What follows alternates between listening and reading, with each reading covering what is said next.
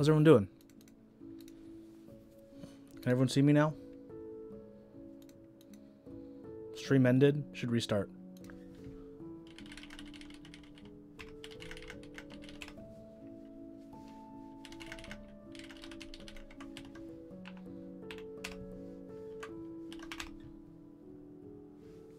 Hi friends. How you guys doing? You guys see me alright? You guys hear me alright? I actually like kind of reset up my kind of setup. So I want to make sure everything's all hunky-dory with my setup. You guys hear me okay? Looks and sounds good? Cool, cool, cool. Might turn this one a little bit. No. Yeah, well. Flipped cam. Is it flipped? Yeah, it's flipped. Should I flip it the other way? Because this is on my left, and to you guys it looks like it's on my right. But does that matter?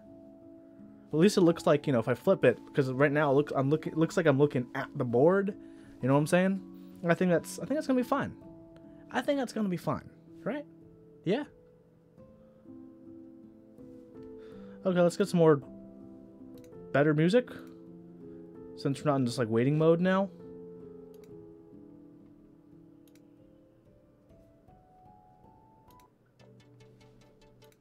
Okay. Hello, everyone. Today is the 14th. It's Tuesday, and you know what that means today? It's time to do the cool board. Today, we've got 11 items. If you are joining for the first time or watching this on the VOD, it's very, very simple. In front of us is a board full of different keyboards, keycaps, and random sort of things in our... Is that a red line reference? Nice. In our community. And what we're going to do, as we do every other week-ish, is I'm going to grab 11 more items, and we're going to talk about them as a community and think about where we think that they're going to be on the board. Are they really, really cool? Or they're a wow? Or are they just yikes and you don't kind of want to touch it? You know what I'm saying? Remember, this is all about the coolness of something. What does it mean to be cool, be hip, be funky, fresh? Okay, so we got 11 items today. Let's get started. Is the music not too loud? I just want to make sure. Music okay? Pink Roy is asking, am I going to the mini meet on January 25th? Maybe, probably not. Music's fine. Okay, while we go to the topics, hey, don't forget to check out. That's not gonna work. Okay, fine. Fine command. Don't work. You know, I like how I can't even use my own commands. That's sad. Thank you, Mr. Petrov, for that tier 1 sub. 8 months in a row. You're heading closer to 1 year, my dude. Closer and closer to 1 year. Okay, let's get started. Let's just scroll down. I'll let the chat pick the first topic. We got quite a few topics to talk about. I'm gonna let you guys choose first. This is what we're gonna be talking about today. The first one I see someone pick on chat, I'll go. We're gonna go with. I want to talk about it. As soon as someone types something in. Hydro. Okay, we're talking about Hydro. Let's talk about how cool Hydro is. Or is it even cool? Okay. Sorry about the rapid zooms. Okay, let's zoom in closely for this. GMK Hydro. Ran by J-Chan of Keyclack back... Wow, back in the day. GMK Hydro was pretty popular GMK set at the time it ran. It ran with 172 keys total, pretty comparable to a base kit today. I forgot which MOQ it hit, but the price could range between 150 and 130 depending on which MOQ was hit. And at the time, it ran with stickers and cables, which were the popular accessories at the time. Nowadays, the key accessory people care about is desk mats. So yeah, GMK Hydro. How cool is GMK Hydro? It's kind of old. It's a nice picture of Hydro, huh? Fun fact, that's my picture of Hydro on an old board I used to own. So it's a blue set. How is it compared to other blue sets?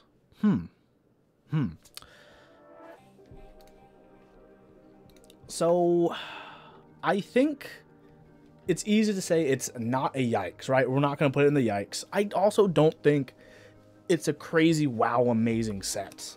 It was definitely a popular set at the time, but I don't think it's aged particularly well.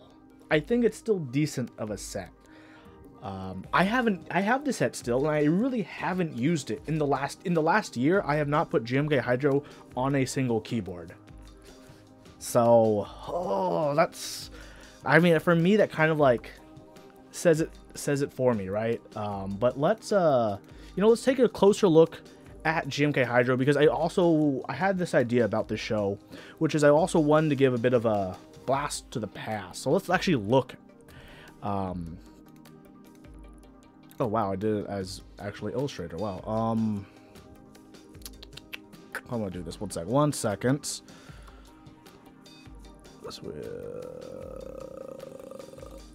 Bam! I don't know why there's that empty webcam spot. Let's just make that go away.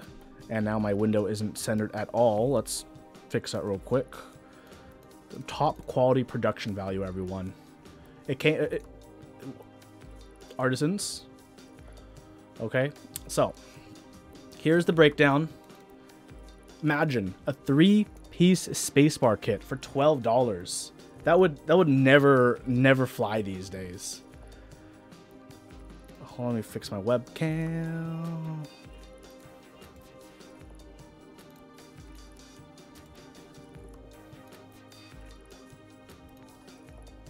Hey Jax, thank you so much for that tier 1 6 months in a row. Okay, so it was only $6 shipping back in the day. Wow, that's crazy. But hey, so 172 keys sold. It's supported NSI standard, ISO 1800, Win keyless, HHKB 660M, which means that second 2.25U shift, 75%, and a few more. So it uses all standard. Uses all standard GMK colors, and back then using custom colors wasn't a common thing like it is today. Today everyone's throwing custom colors at GMK. They're like, hey GMK, this RAL, that RAL, turn this Pantone into a RAL. But back in the day, people mostly just used the GMK colors available and had to make do. Is this set cool? So one funny comment, if you scroll down, I read, I think it was in this one. This was during the Windows 8 days, and someone's like, man, I wish you used the Windows 8 instead of the code keys. And it's like one of those things that when you look back in hindsight, everyone's like, okay, yeah, thank goodness you used code. I'm gonna say, I think it's pretty cool. Oops. Okay, let's move that. I think it's pretty cool. Also, come on, Squirtle Squad. The Squirtle Squad, they're like the dopest homies on the OG Pokemon. Okay, don't at me. You know it's true. You know it's true. Squirtle Squad gang, right? So solid, cool. Yeah, I think it's like, but it's cool in like, here's how I would say it's cool. It's cool kind of like how a lot of classic cars are cool, where like you see them and you're like, oh, that's a cool car. Would I ever buy one? No, I wouldn't. I don't. But if I see it, I go to appreciate it. I think it's an appreciation level of cool. And we're going to stick it somewhere along those lines of the coolness. So not too high on the cool, because I don't think if it ran today, I would buy it. That's just how it is. I'm going to put it kind of like over here. I think that's fine for now. Fine for now? Oh, what do you guys think? Do you guys think we should cooler, or think this is too cool for Squirtle Squad? Mr. Madness, if it came out today, you wouldn't care for it. Jax, you said it's solid, cool. Laughmaster, Squirtle novelties are great.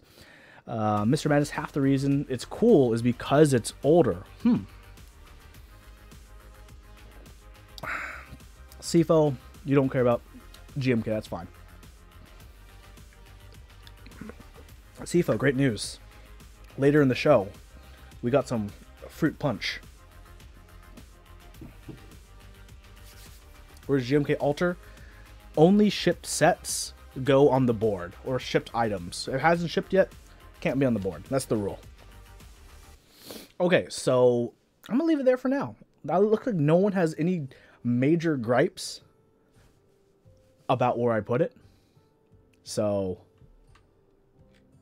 I'm gonna leave it there. Okay, someone else in chat. The first one I see of someone type something else in of one of these. Someone pick something. We're gonna go for it. Just pick something, someone. Click bar. I saw click bar first from Mr. Madness. Okay, let's talk about the click bar. I don't have a handy dandy link because I could talk about this pretty easily. So the click bar, introduced by Kaiwa when they first introduced the box white switches the other year. And recently they're made available in more traditional style MX switches, but a click bar is essentially, you see this bar, and there's this part right here is a wound spring. On this render, it obviously doesn't look like a spring, it's solid.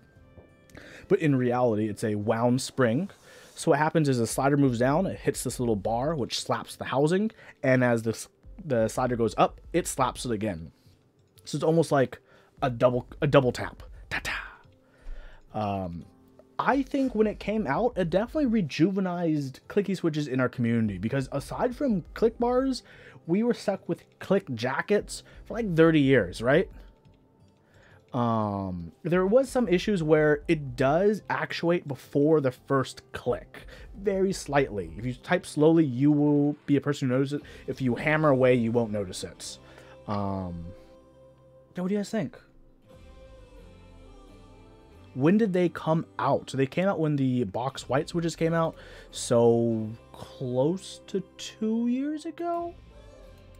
So for this, I'm not talking about just box whites or box. I'm just talking about the concept. Is the concept cool? Is the concept not cool? I think there's some coolness to the fact that at least it gave people at least a reason to try clicky switches again. Most people just don't touch clicky switches, and it's fine. When these came out, these were like, okay, this is pretty cool. This at least is trying to revolutionize clicky. One of the reasons I wanted to bring this up today is because, of course, CES, most of us saw Zeal's unveil. Can't wait for that. But that made me think of the click bar. The click bar has been the most recent iteration, and in addition to the click bar, of course, there's the thick click, which is a thicker wound spring, which is used in the navies and jades, for example. So, how cool is the concept of the click bar? What was Zeal's unveil? Pinkroll, you should watch This Week in Keyboards on my YouTube channel, link down below. I'm not going to go over that now, but yeah, check out my YouTube channel or video when you get a chance. I went over it in the video that you commented on too, I'm pretty sure. Yeah, so thick clicks. Click bars. Where do they fall? Are they just mad because even though they had some excitement and some spark, ultimately, clickies don't make it far in the enthusiast community. Unless you're in the vintage game and you like buckling springs, you like beam springs, you like capacitive buckling springs, you like blue Alps, white Alps. Unless you're in that kind of niche, I don't think clickies really make sense to most people. Don't get me wrong, some people do enjoy clickies. One of my IRL friends asked me to build him a Tata 67, and he insisted on all box navies because that's how he rolls. So, click bar, meh, cool. Definitely not wow, definitely not yikes. It's not the most revolutionary thing in the world, but it's not horrible. They work fine. I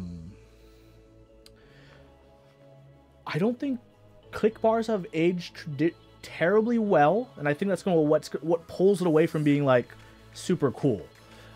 But I think the minor impact they did make sure they're not in like a low meh category. So where are people saying River Dax 5? You think it's a low cool? Sifo, dead center. Mr. Madness. Low cool is fair. Jeff Leopard high meh.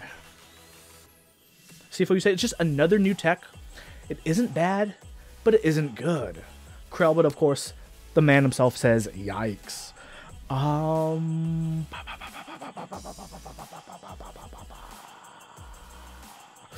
gonna say, I think dead center. I think Sifo nailed it. Like, I think, like, GMK Lime is, like, one of our other dead center things. I'll put it, like, around there. Like, I think it is pretty dead center. I think in the future, when we revisit the board, we'll see how well it ages. I think when Zeal's clicky switches come out, if they turn out good, that's definitely going to push this down in coolness, because something cooler will be existing, right? But, hey, I think this is a pretty good place for the click bar. Okay, someone in chat. Someone in chat, the first one I see, type the next thing. We're going to go talk about it. Phantom. Okay, Sifo said the Phantom Skeleton Kit TKL. Okay, so this is a interesting one. That's JD Carp's board, actually. So this is a this is kicking it pretty old school. Pretty old school. Okay, so the Phantom by Rooster Cogburn back in 2016, March 1st, 2016. Wow, that's a cool minute ago. Okay, back when cases ran, we didn't have super fancy customs like we did today. Okay, we had 2 pieces of steel. Yes, the Phantom, the original Phantom was in 2012, but I'm talking about the skeleton kit. The Phantom the Phantom did release in those 4 OEMs. But I am talking about just the skeleton kit, which is pretty old. Back in the day, this was a custom back in the day. 2 pieces of steel with a PCB. Literally, that's it. And you know what? Switch modding wasn't even far. You know why? You scroll down this post, okay? And you see this. Optional add-ons were $3 for these boys. Everyone recognizes them as the mechanicalkeyboards.com switch openers. You know what it says here? Not sold separately. It used to not sell them. You had to buy this board to get it when they first came out. Imagine that. Wow. And this is back when people used to run custom boards like this. You could buy switches from the Group Buy runner, because people would just buy, you know, you can buy the small box of, like, you know, 200 switches from the manufacturers back in the day, except for Cherry. You'd have to pay more and buy from mechanicalkeyboards.com. But still, this was cool. It had opportunities for different layouts, like Songon or Standard, or even the crazy 7-bit. Look at that. Look at that. It's like Swiss cheese, but organized and amazing. Yeah. The PCB is plugged into a TNC 2.0. You'd solder that onto your PCB for your microcontroller, because people weren't paying to have microcontrollers on the PCBs yet. They were still soldering a TNC to it to program it. So basically the PCB was just traces. That's all it was. It was basically just traces and diodes.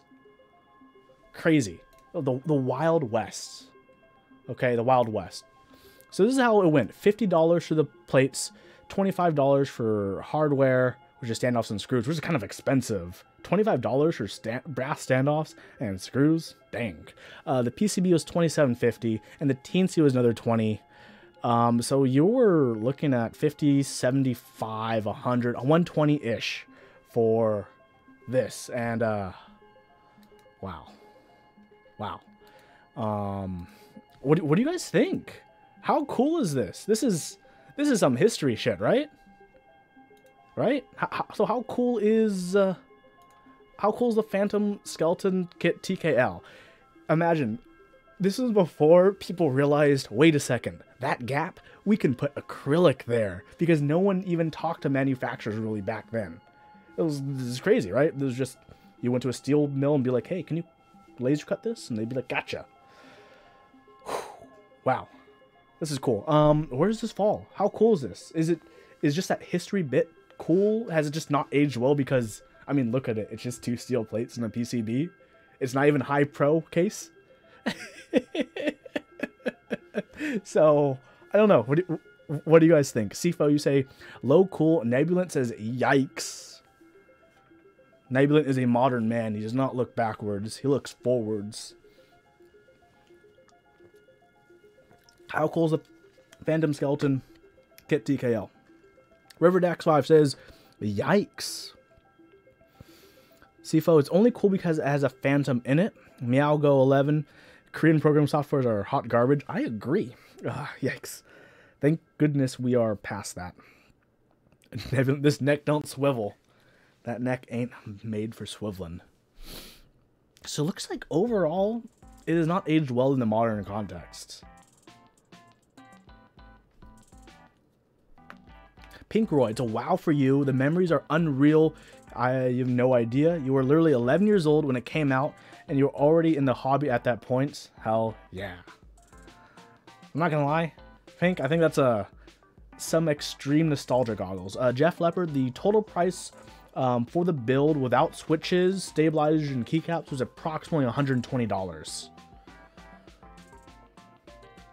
Mr. Madness say if you're gonna put it in cool, at least put it high cool. I think we said like one person said cool, we got 1 wow, 2 yikes, and 1 middle.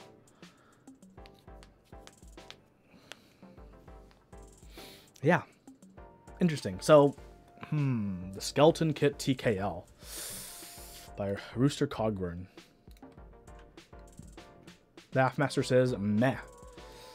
I honestly think it is not aged well. I do appreciate the history behind it, but it's not like we didn't learn lessons from this board. It was okay when it came out.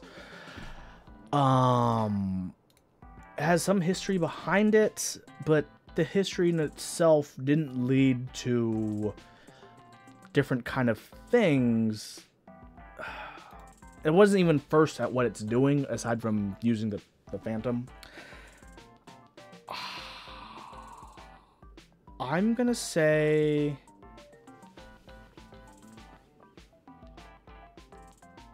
I'm gonna say it's a meh. I think it's a meh. My vote is toward that meh category because I just don't think it's aged that well. I don't.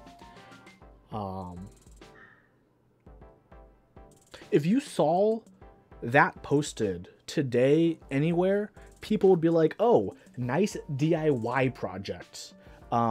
Because essentially, in the modern context, anyone can DIY it. Laughmaster has a super basic PCB and plate, but this was before we had the resources to do it super easily. I agree, it doesn't deserve a yikes. I don't think it deserves a yikes, but I don't think it's cool. I think it's easy in the meh category. It's just a meh. It's just like, it happened, it's history. So where in the meh category? High meh, mid meh, low meh? And Sivo is right. Even 4 years ago, it wasn't even that like great. We still had some decent options. This was still a decent budget, mid-budget option for a lot of people.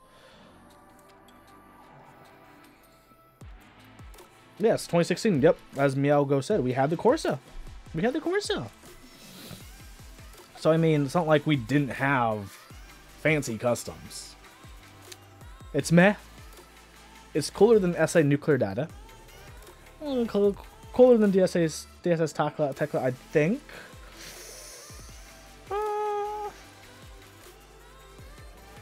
We'll put it around here. I think this is a pretty good spot right there for the Phantom TKL kit. This skeleton kit. Sorry, skeleton kit. 2016, people did have customs, not as much as today, but they did exist. LZ still was putting out boards then. Sifo was still collecting anything that was blue and shiny. So I think it's fine there. I think it's fine there. It's fine there. It is just fine there. I think if you want to do a modern version of this, you'd have a brass ring in the middle, and then you can instantly say it's a modern. It's the keyboard equivalent of a modern retro. You know, like people in motorcycling. If you're into motorcycling, you know that modern retro look, like cafe racer look, has become very popular again. If you just put a brass ring on this, it'd be the same kind of thing, right? It's it's a modern retro TKL. Remember when, you know, we had a ton of low profile stuff and that was popular? Just add a brass ring to that. Now it's modern.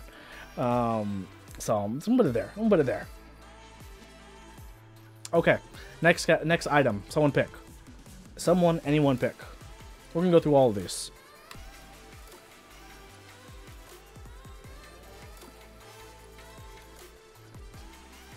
Laugh Master says the VEA. Okay, let's talk about the VEA. This was an interesting one.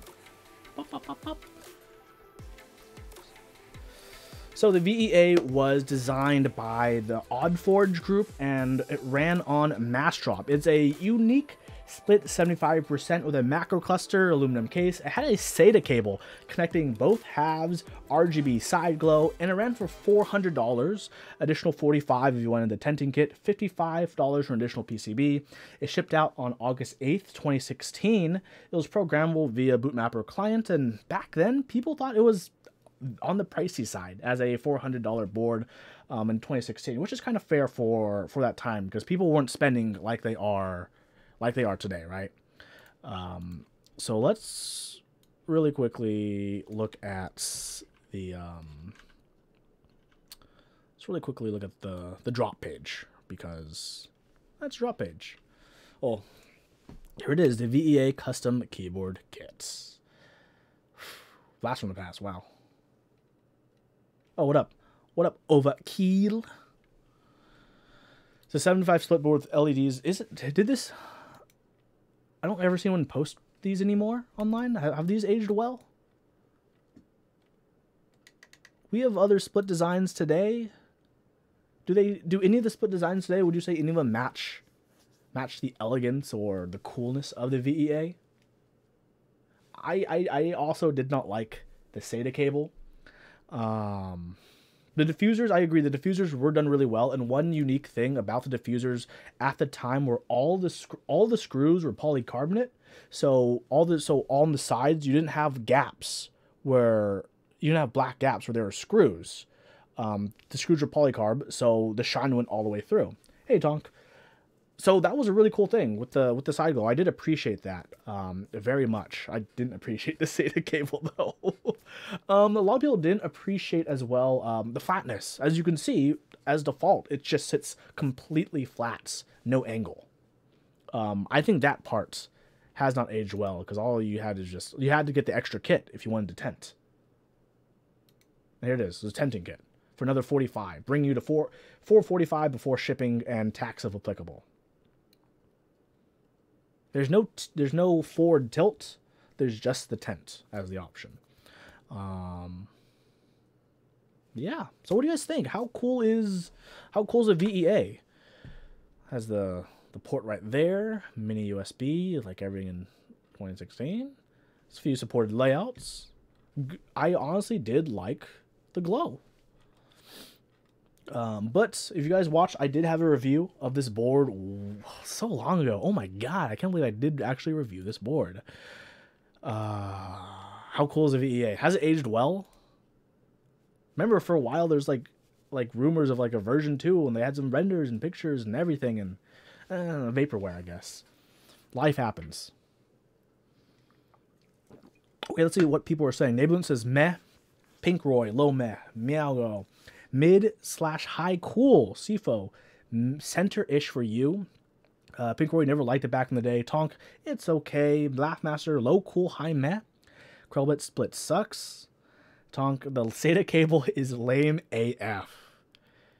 Yeah, big agree.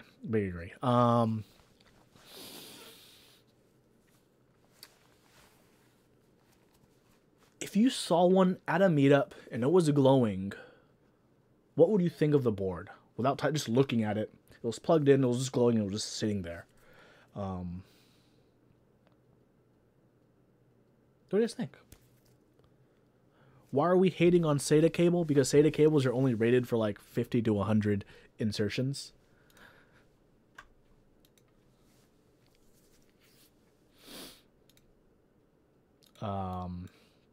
I think SATA cables were originally chosen because back then in the PC building craze, custom SATA cables like on the scene, and people were like, yeah. Oh, Tonk did mention, yes, the latency issue. While all the defenders from Oddforge says there wasn't, as someone who owned one, there definitely was a latency issue between the right and left side where it was left side bias. That's a for sure thing. I will say that 100%. I could not type faster than 110 because if I typed faster than that, I would hit the latency, and then my characters would not register in the correct order I typed them in, which sucked. Infuriating. Okay. Where are we putting the VEA? Apparently it was just debouncing. That's why I heard as well. But who knows? I sold it before. I sold it.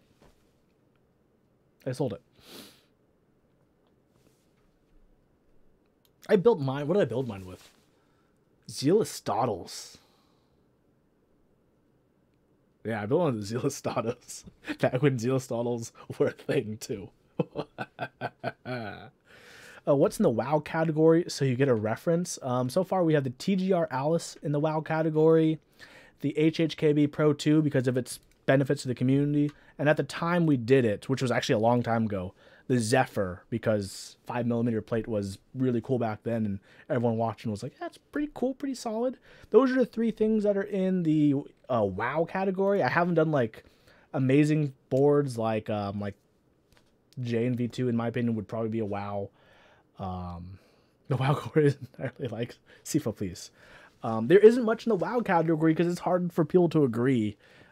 Except for like a few things, or when Dictator Huey comes, and I was like, no, I don't care what anyone says, the Alice is in the WoW category, no matter what anyone says.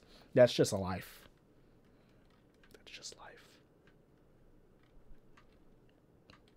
So, VEA. They agreed on the HHKB? They did. People did actually agree on the HHKB being in the WoW category just because of how it's still popular from when it came out till today. It has this longevity and this impact in the community. It completely influenced the MX HHKB layout, for example, which is huge if you're into 60%, no doubt about it. So I think the ramifications of the HHKB Pro 2, but that's another story for another time. Let's go back to the VEA before we get too taken off topic. Curl it, please. VEA, cool, meh, yikes.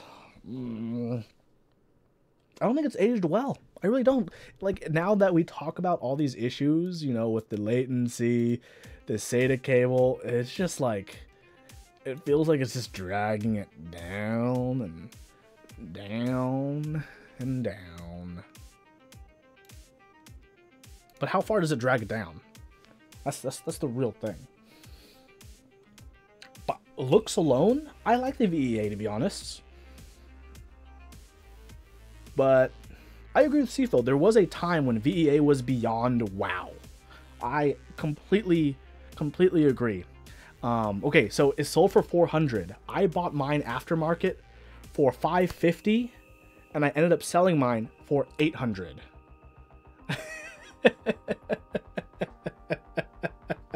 And yeah, at the time the price was it looks good. Is it cool? Cool.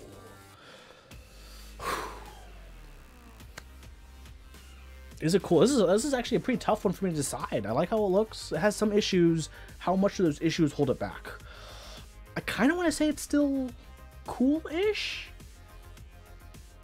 To be fair, Rise, that was a market price for that baby back then. I was offered, someone actually offered me a bit more, but the person who offered me 8 was like, I'm going to be at the SoCal meetup where you are. Can I just pick it up? I'm like, I don't have to ship it? Oh, I will sell it to you instead.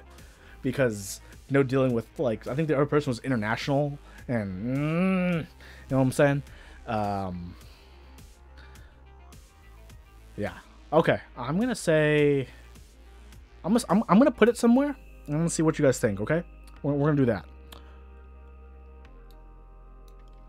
What do you guys think?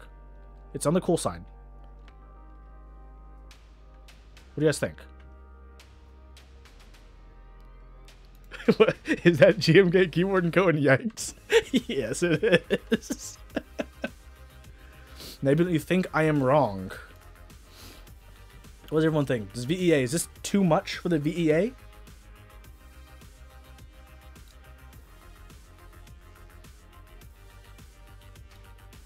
I think low cool is pretty appropriate. Yeah. Okay, we're gonna stick by this for now. We're gonna stick with this for now.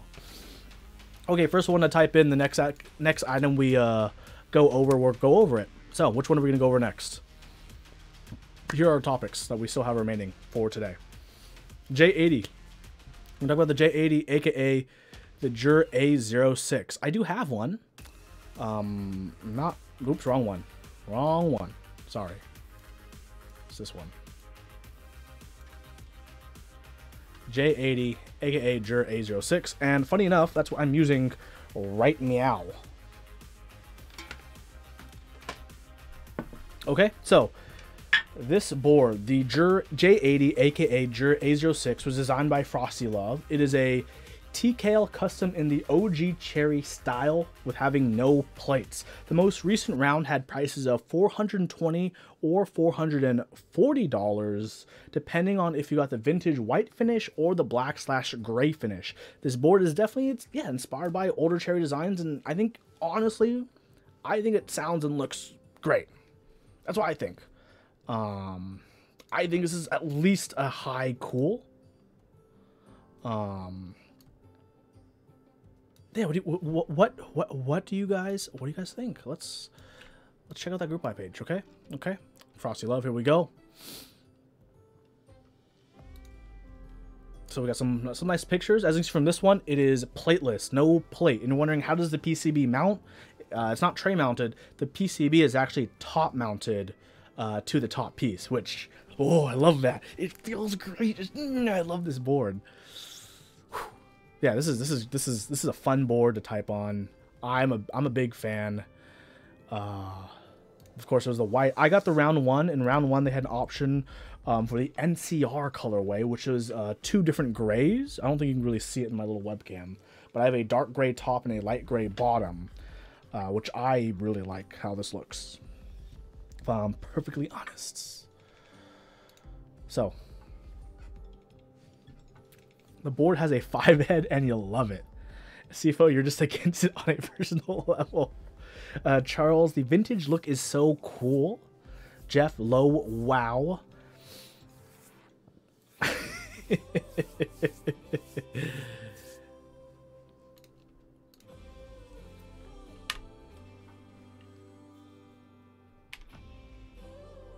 I honestly think it's low, wow. If I'm perfectly honest. What up, my man, Mart? Like,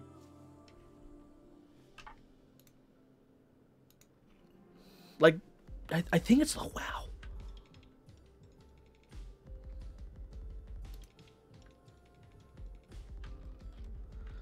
Riverdax, cool, but not wow. Mitro Petrov, super duper cool. By super duper cool, do you mean wow? Meowgo, Nebulant, just sell your Skull Squadron. Easy. Mitro Petrov, you'd go low wow with the J80. CFO, high cool. Bottom bezel being slanted is interesting. Yeah, like I said, it's right there. Oh, it's beauty.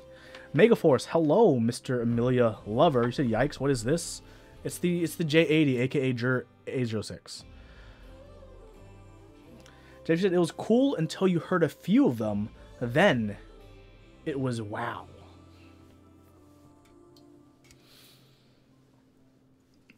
You know what? As one of my favorite boards, it's definitely in my top 10 of boards I own. Without a doubt, top 10 for Huey. Yeah, no, I'm putting it in a wow. Okay, man, the WoW is so open. Like we can set standards for WoW. We can set standards for WoW. I don't even know where, like, in the WoW we put this, right? So for anyone who's new, it goes from left to right priority before to up to down priority. So for example, TGR Alice is near the best of mid WoW. So for example, if I move the Alice to its right, it would be cooler than if I moved it up. So as a note to people,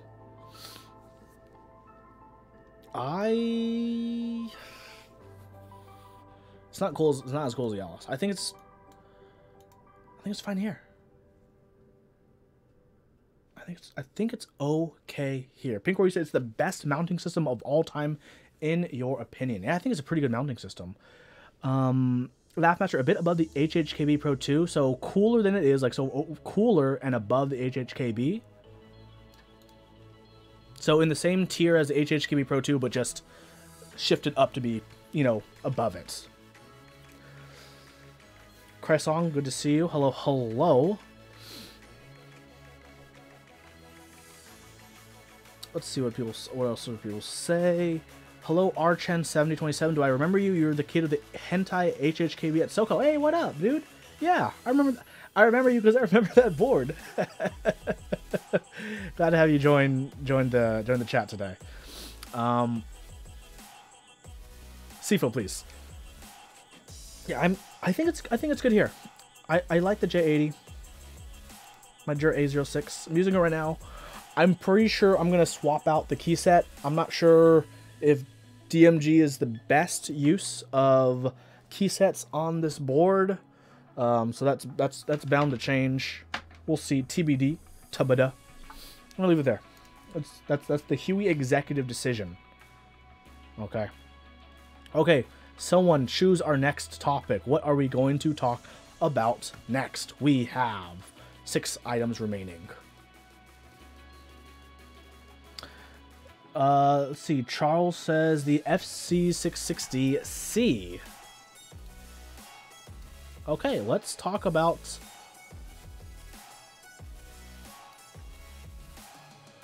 FC660C. How cool is the FC660C? If I could talk for once. It's the 65% Tauper that many have come to know and love. It usually retails between 230 to 240 brand new, and the board's unique insert and delete placement makes it ideal for flexing those artisans. The formula really hasn't changed in years, except for moving their production factory from China to Japan, but hey, they haven't changed in years, should they?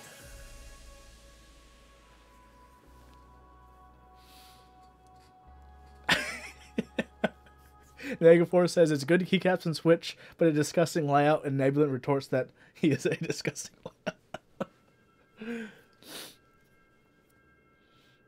So, the layout, I also owned one, and I sold it.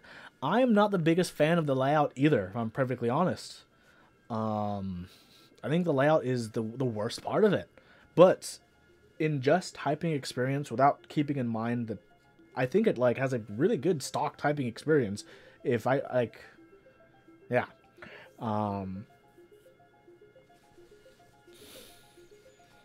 But I'm not a big fan of the layout, if I'm perfectly honest. The layout isn't for me.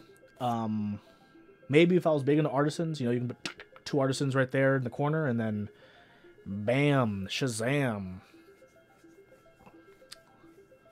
Master, the layout is basically for people who can't commit to either a 60% or 65%. Mr. Petrov would say it's a low cool or high meh. Interesting. Interesting.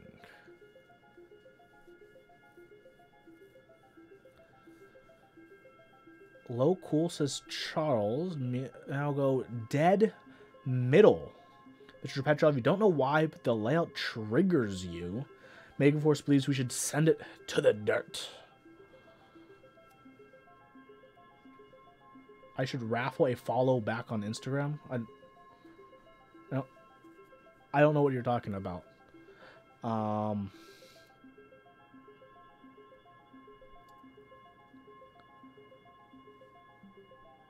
Okay, so Crest song is going to be perfect if the empty space on the right was filled by an ISO enter. Okay, no. We don't go there. No ISO here. No ISO for this FC660C. Just, no. I'm gonna say this is a big no. Really, I don't think it's aged well compared to like the HHK. People are still buying HHKBs way more than FC660Cs. That's a faux show thing. Faux show.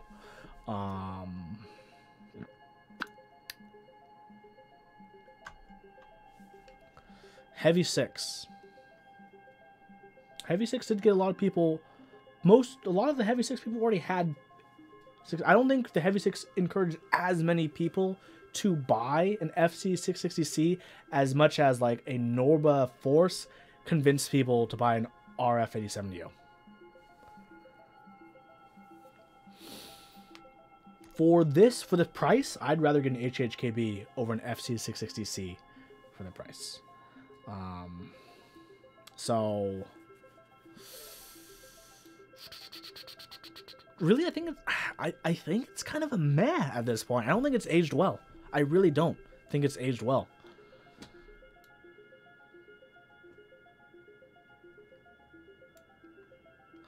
Lollipoposaurus. Why does this board provide that other stock boards don't? I think it's a solid meh. It's a good typing experience, even stock, I would say. But it has not aged well. I think that's not enough to carry it for enthusiasts, because enthusiasts can make a lot of different keyboards, even a lot of OEMs feel well when you type. Sure, having a good stock typing experience is it's a nice change, right? But it's not aged well. Is it cooler than the CA66?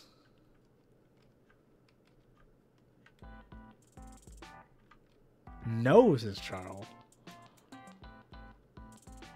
Definitely not cooler than the CA66. It's cooler, says Nebulant. Megaforce, don't worry, this is the meh column. Oh, why isn't the CA6 in the X? What time it is? It's time for the fruit punch.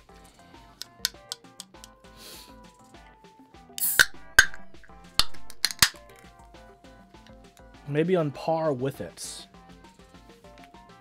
Maybe snuggle it between the CA66 and the Canoe.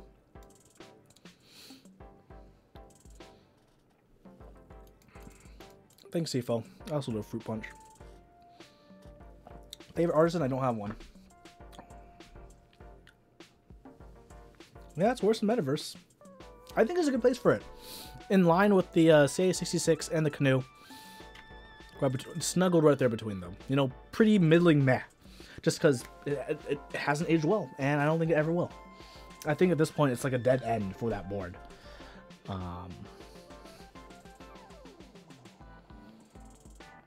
It is how it be because it do. You know what I'm saying? Okay, who wants to choose the next topic? Someone type something in for one of these existing ones.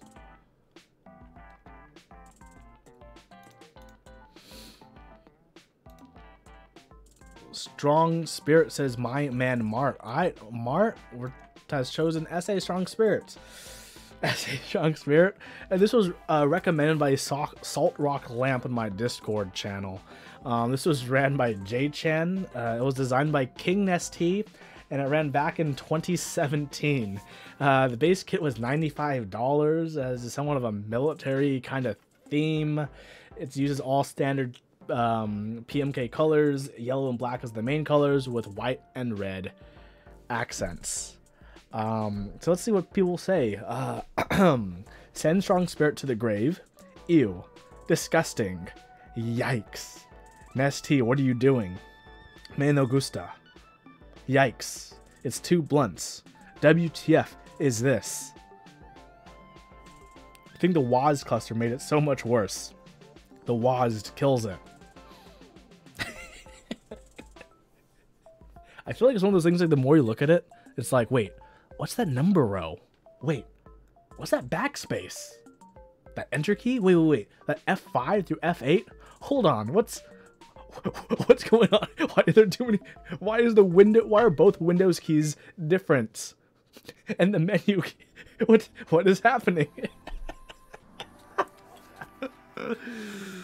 Ooh. Okay, so everyone, straight to the yikes.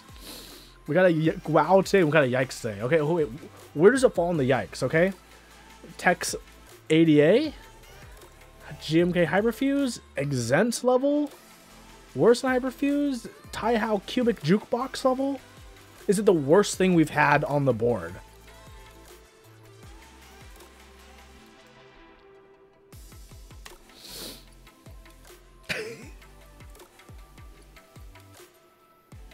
It's worse than Jukebox.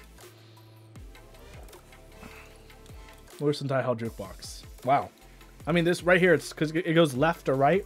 So anywhere where it's more left, it is less cool. At least Taihao Jukebox was consistent. It's not consistent. The legends are bad. But as Megafor says, at least it was only 20 bucks. So yeah. So the reason the Exent was placed there, that a lot of people voted, was mostly because that group buy disaster, it really puts an off flavor in the board, and ultimately, you know, for coolness, sometimes that could matter. But I think the Exents, now that the group buy is long past and they exist, I do think it's probably cooler than where it is, and we'll have a review episode in probably a couple episodes where we're going to reorganize a lot of the board as different things have aged better or poorly. So keep that in mind. Left of Jukebox, we're going to put it here for now. It's the least cool thing on the board. SA Strong Spirit. Why does this exist? The crazy part is it exists and it was produced. Who purchased this set? Who actually purchased this set? China did. Why is this here? Why is this here? Okay, I think this is Machine Yearning. Thank you for a cool Bordeaux.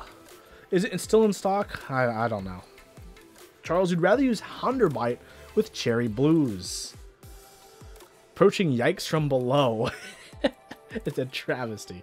Okay, I think this is one of the most agreements everyone has been on for where something should be. Okay, next item. Someone type it in. What are we going over next? Ergodox says, Charles. Okay, let's talk about the Ergodox. Okay, the Ergodox is quite a lot to unravel, because the Ergodox, it used to run quite a bit, okay? It existed in many variations, from bent metal cases, acrylic and metal sandwiches, plastic molded cases if you go for like the Ergodox Easy. It even had some wood cases from Datamancer. This ergonomic board was once the biggest ergonomic powerhouse in our community, with many sets regularly running Ergodox kits as a common occurrence. Nowadays, you rarely see an Ergodox kit run because the popularity of this board has waned quite a bit. Is it still classy and timeless in our community, or is it the okay boomer of keyboards? What do you guys think?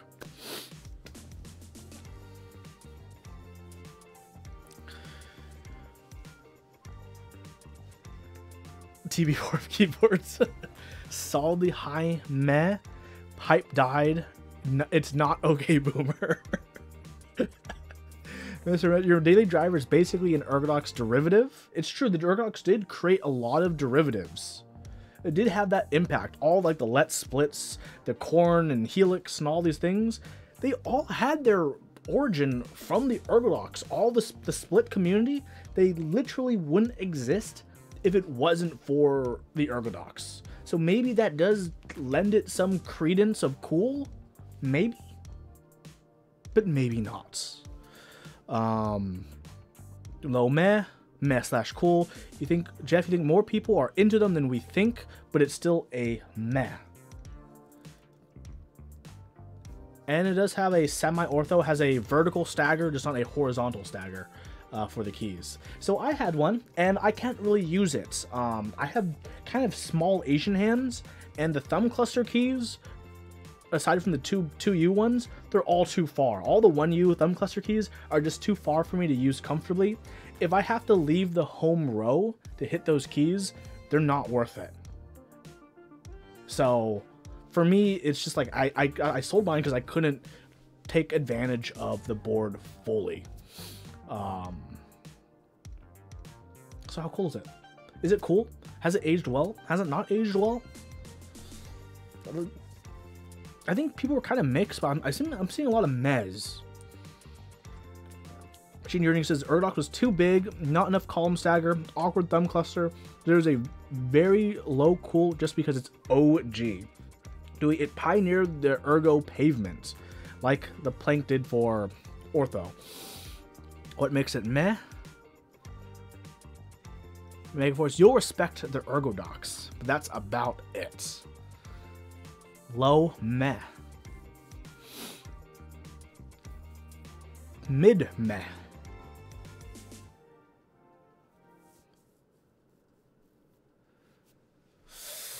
Some of them had screens. So most of them were connected usually either by TRRS or like a mini to mini. USB, I believe, was like the most common connectors for those, connecting both halves. I don't think there was ever a wireless one. Someone can correct me if there's wrong, but I don't recall any like true wireless ergodocs existing, mostly because that's a pain in the ass. They did come. You can get, they existed in acrylic, wood, metal. There was like the full hand ergodocs that existed too that had like the palm rest area. So the concept of the ergodocs has aged well, because nowadays if you want an ergodocs, there's two places. Either if you're in Europe, you go and go to Falbatech and you order the parts off there, or if you want to go very modern mainstream, you can get the Ergodox Easy, which is like a plastic injection case. This is the modern Ergodox, by the way, how it is now. They have like these fancy tilting fancy feet that never existed before. Like how iFixit gave it a 10 out of 10 repairability. It's just soldering a board. Come on. Oh, they made a hot swap. That's why they gave it 10 out of 10. Has a tent tilt kit, wrist rest stuff. Linus talked about it.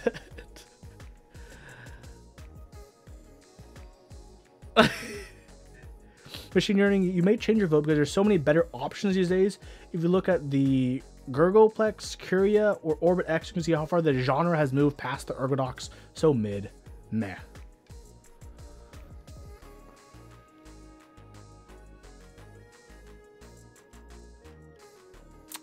So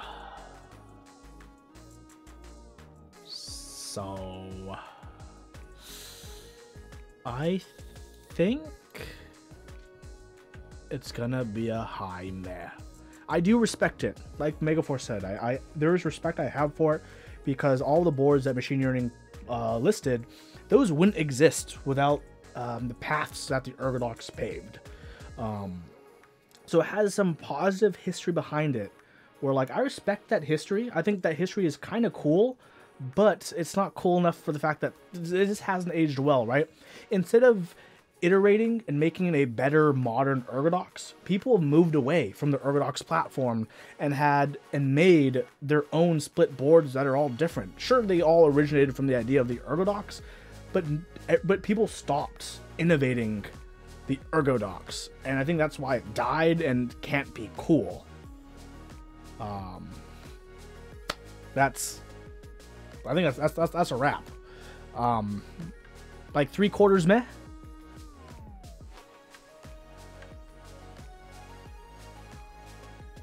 So near the Kira, what's this? Calm Depths by the TKC 1800 and the Clue board. No, don't. On that level. I think it's okay place for it.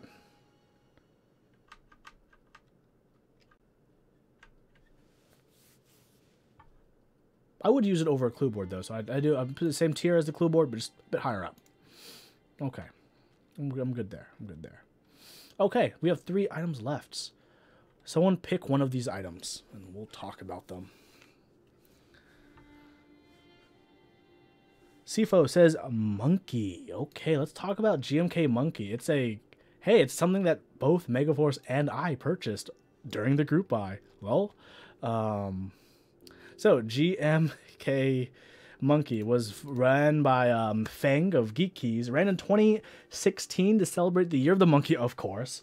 $125 for the base kit. The monkey novelty was double shot as well, which at that time was like, people were like, that's cool.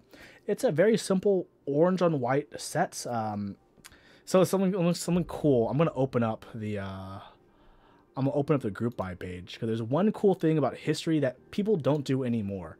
Here's the group buy page. If you scroll down, this is like a blast from the past. People who've been in the community will recognize this.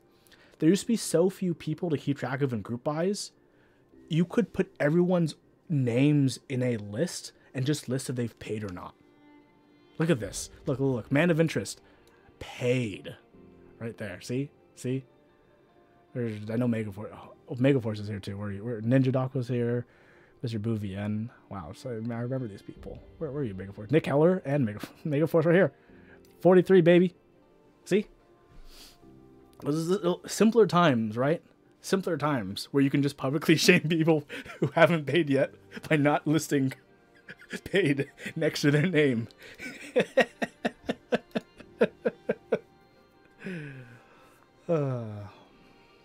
So how cool is GMK Monkey? 125 plus PayPal fees and pretty cheap shipping.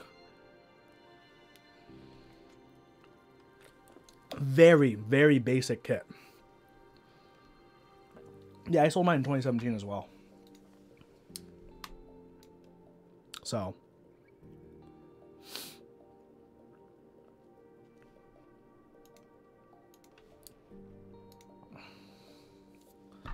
meh at best. Sifo, it's a good set. Charles was huge back then. I don't think it was that huge. It was only like 50 people bought it in the West. All the rest of the sets were sold in China. Very okay, boomer. Hey, Kiani, I'm doing well. Hope you're doing well as well. Small kit size kind of brings it down. There's not that much wrong with it. It's just orange and kind of a creamy white with orange. It's kind of a snoozer, says Jeff. It is very, very plain, almost very plain Jane to look at. So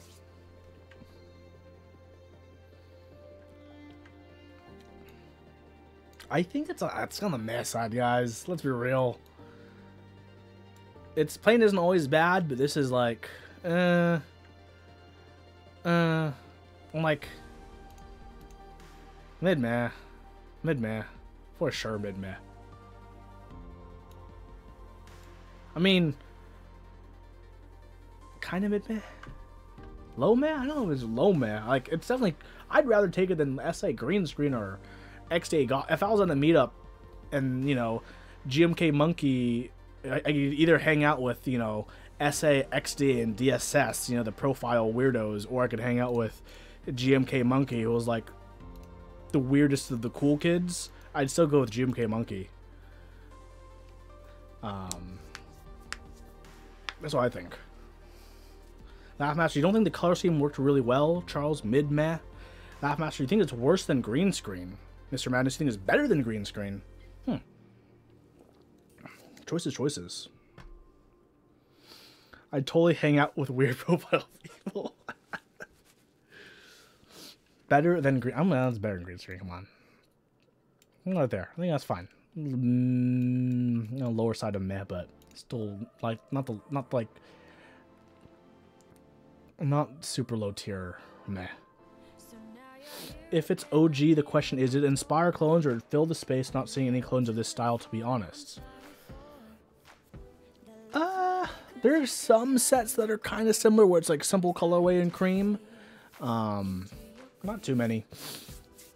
But I think this is a pretty good place just because, like, it has no more presence. The presence is gone, right? Most people probably literally forgot this set existed for the last 3 years until literally today. Like, did anyone in chat actually, if I asked you to start listing out GMK sets, do you think you would list it if I gave you 3 hours to start listing GMK sets without you having the ability to research online? Do you think you would have eventually said it? I think most of you would have not said this if I gave you 3 hours to start listing out GMK sets. Most of you would not. So I know there's a few people who've been like, I mean, Tonka, even though this set existed, Mr. Mouse, you wouldn't have. Charles, you also haven't been. That's fair. I mean, Sifo and Megahorse, I believe they would. I mean, Megahorse is in the group buy with me. What set? Heine's asking. GMK Monkey. This one. This orange and cream. Ran in 2016. By Fang when he ran stuff. Laugh Master, you've never seen or heard this before. But like, yeah. Fang the scammer. Mechs on deck, rate of 71. What up? What a... Not the greatest timing, mostly because we're almost done. Man, I made this a pretty quick episode, actually. But I think it's just fine right there. I think it's a good place right there. No, it's cooler. We're moving here. Okay. Okay, we got 2 items left. Someone in chat, type in what we want to talk about next. There's 2 options left. Which one are we going to go over? Someone pick. Heine says the UK 78. Okay, let's talk about the UK 78. So the UK 78 was made by Rosa Kin. It was a keyboard inspired by the XT and 1800 layouts. The board is essentially a 60% plus arrows plus a numpad. The most expensive option would cost you 376 euros before shipping, and the cheapest option would cost you 251 euros. In 2017, this was a pretty unique board, and it still kind of is today because you don't really see this layout sorry, anymore. But maybe we don't see this layout anymore because it's bad. Maybe not, who knows. Let's look at the group buy page real quick. I think it's worth looking at. Okay. So this is why it was unique. Because you had 2 bottoms. You had this cool, cheaper bottom with the clear, and you got these feet, or you got this full boy bottom. Full aluminum bottom, little ching. And then for the tops, they had kind of a, let's just show it here, yeah, either a flat front or a slightly slanted front. You guys can see the layout there. It's yeah, you see the 6% cluster, you cram those arrows, shorten that 0, and just throw in that numpad. Wabam. So how cool is this board? Is this board any cool? It had an acrylic diffuser option.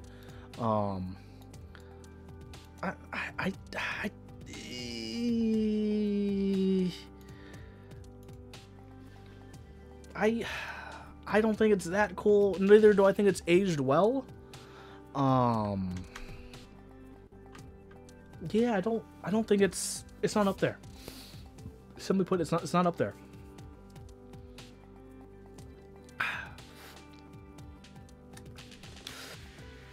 It looks like something from KD Fan's old clearance stock. Wow. Charles say it's not yikes, but a quarter meh. Mr. Petrov is a good description, yeah. Bean Lover says it's meh as well. Okay, I think everyone's solidly in the meh category, but where in the meh category does it fall? For everyone who's joining from the raid and may not be familiar with the show, the coolness of a board is rated from left to right first, before down to up. So anything that's more right is cooler, even if it's lower. It's still cooler as long as it's more on the right side. So as a Below DSS Tech Law, says Mr. Petrov. So like, not as cool as the Phantom skeleton kit we went over around the Night Fox, White Fox level, but slightly above that. Cooler than the SA Nuclear Data around here.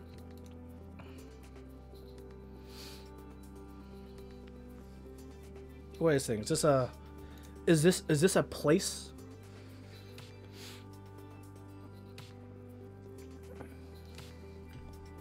I think this is, yeah, it feels all right, yeah.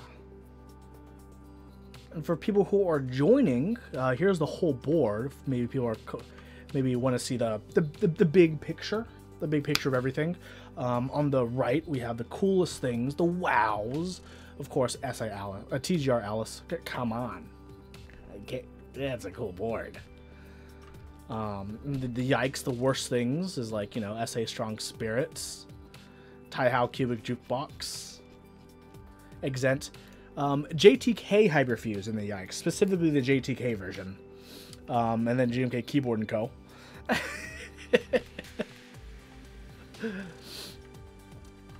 Everyone's like, what, Hyperfuse? No, it's the JTK version. And then suddenly everyone's like, oh yeah, okay, that makes sense. I love it. Of course, we have things, and most things are, you know, middling, as we see this big cluster of items between meh and cool. We've got, you know, cool side. We've got things like, some people like HP85. Of course, there's my OSA E6.5, Mira. What's this? Cat Alpha was pretty cool. M60A, 910, Singa, Dev TTY, got Metaverse, Round 1, the Click Bar, GMK Line. We got a lot of stuff. For anyone who's new as well, you know, one of the key rules for items on the board is they have to have shipped. So nothing in interest check or nothing in production is allowed to be judged until it's out in the public. Is one of my main rules. So if you're wondering, like, hey, why isn't X, Y, or Z? If X, Y, or Z isn't on this board, it's because I only do like 10 to 12 items a week. So I haven't gone through everything in the world yet, and it has to be shipped. Prototypes or private group buys, those are valid if they are public, if once it's reached the point where it's public knowledge. So, does that mean Southpaw full size is still off the list?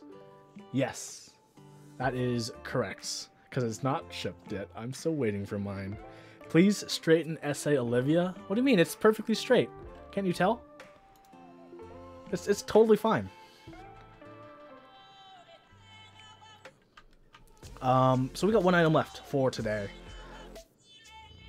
The last item we have, GMK Ocean Dolch. Okay, GMK Ocean Dolch was designed by Mama and Hawk, and it was ran by Z Frontier for $169.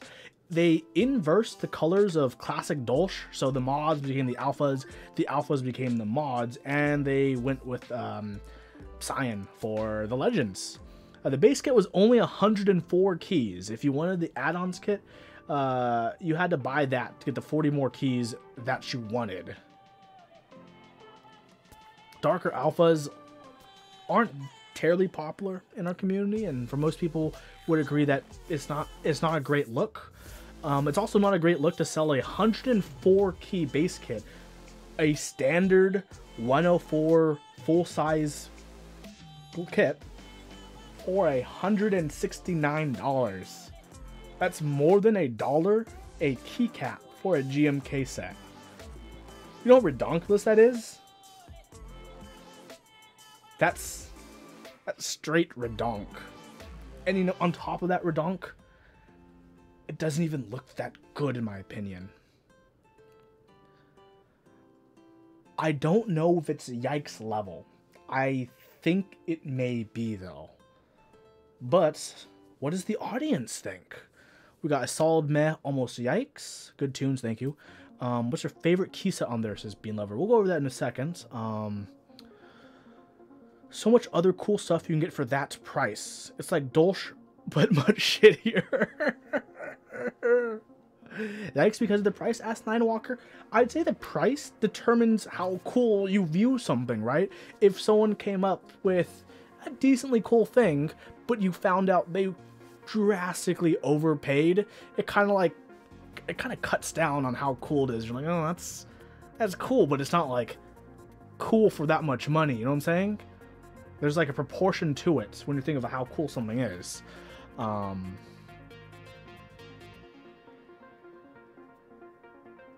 So Half-Master, Ocean Dolch is what happens when someone took Sky Dolch and said, I wish this looked significantly worse. Oh. Charles, it's like paying 2K for a B-Stock key cult. Oh, little baby. Hi, yikes. Hi, yikes. Okay, let's. Is it cooler than Tex ADA, which is a unique profile, that is laser etched legends? It is cooler than Tex ADA. Okay, so like it can be here, as long as it's peaking more of the right, then it's cooler.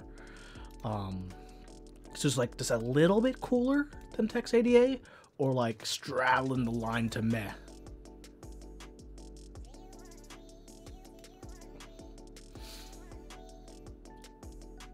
It is not at all cooler, says Nebulant. Nebulant, you'd rather have Tex ADA keycaps than GMK Ocean Dolch?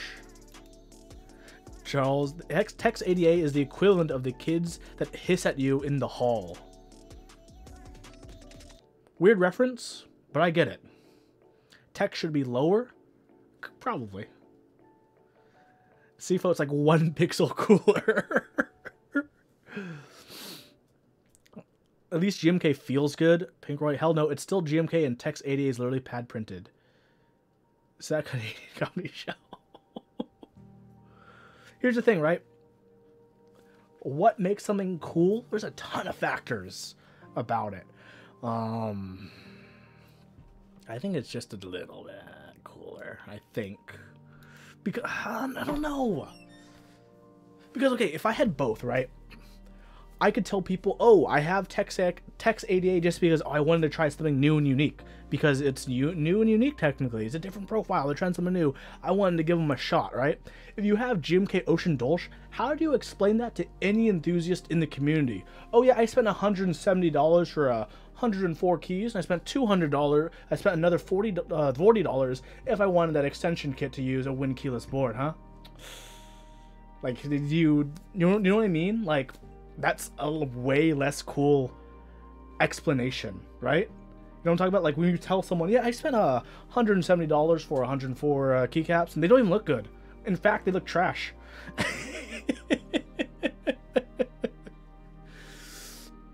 Dolch is good. I don't know if you can factor in price. I agree, Dolch is good, but not when you reverse the colors of Dolch like they did for this. Like they should call it GMK Ocean Reverse Dolch. GMK Ocean Dolch Kickflip, you know? Because they reverse the alphas and mods for Dolch. If you look at a normal Dolch set, those are reverse. So, I would probably rather use GMK Ocean Dolch, but if I was at a meetup, and like I had to bring one of these two sets, on one hand, no one knows about GMK Ocean Dolch, so I could just like put it all far in a tiny corner and like just like, oh, don't worry about it, right? You could do that, because like, who before this show would have remembered this key set existed? Would you remember this existed? Pink Roy. Charles, you wish you never learned about it. Literally, yeah, like literally, I just remembered this set because I do research for this show, where I'm like, okay, because today, for those from watching, I did a lot of items from 2016, which is pretty cool. It was a blast of the past for a lot of people. 10 strong. Once you go in a while through the GMK compendium just for interest, it's good. It's going to be well read. Now, Walker, next meetup, you'll hunt for a board with Ocean Dolch. Good luck. Good luck.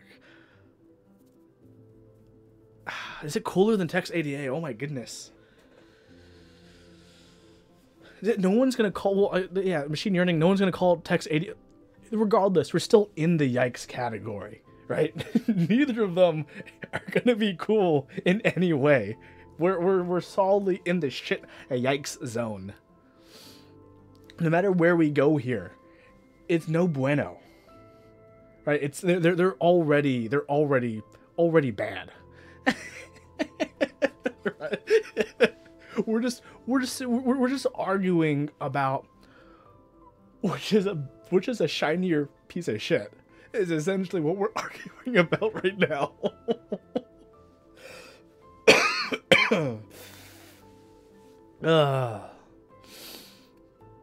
Being everything is a little bit better because of blue. CFO think they're tied or a pixel better. Jax, if I had Tex 88 set at a meetup, you would be at least interested enough to touch it. If I had Ocean Dolch on the board, you wouldn't even touch it. Charles, depending how you feel that you could go either way, Mr. Madness, how good they feel to type on influences how cool it is. Tex 88 looks like it was dipped in oil. So here's the thing, right? We all like, well, it is cool, better to type on GMK Ocean Dolch. That's true. Raise your hand in audience, as in tell me in chat. Has anyone actually tried Tex 88? I know it's probably not going to be good, but to be perfectly honest, I've never used Tex 88. So I agree with Jax's point, where if I saw it at a meetup, I would try it, because I've never tried it. I don't know if that's a good enough reason, though.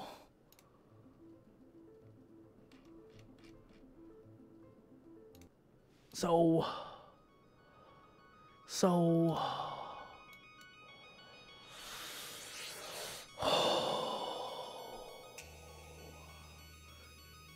Is Tex 88 bad because of the color, though?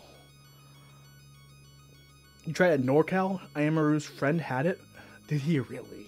Are you sure it was Ocean Dolch and not like Sky Dolch or another set?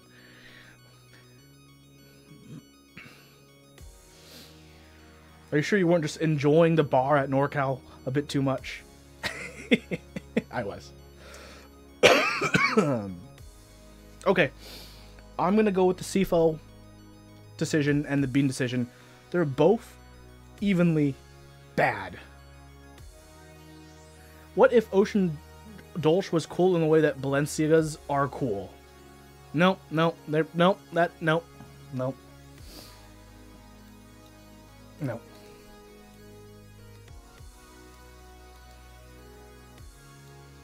We're just gonna do it like this. And we're just gonna all mentally remember they're bad. Move both of them downward. Yeah, I'm gonna move both of them closer to down here, so we have more room in the future for other yikes things that are better than those, but still yikes. Leaving text on Ocean. You've never seen Ocean Dolch. I probably have seen it. I just don't remember.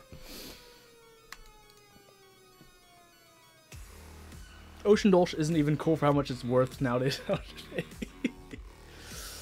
You know what? It's still early in the night. Should I just do... Should we do the board review episode right now as well?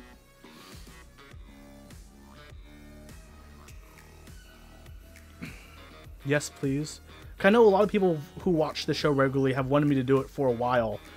Because a lot of things in this board were done before other things, so there's no like real context of how cool things are relative to others. But now that we have a lot of things on the board, I think we can sort them better now that we have a bigger context for all sorts of things. So let's do that. You guys game for that? Everyone kind of get the gist of what we're doing here. This craziness, this coolness. Okay, let's get. Okay, so hold on. Okay, I got this. Straw poll, crate poll. What to sort first? Meh category, cool category. Hey, thanks for the 300 bits machine learning. Let's see. Only available direct link and only crate poll. That's fine.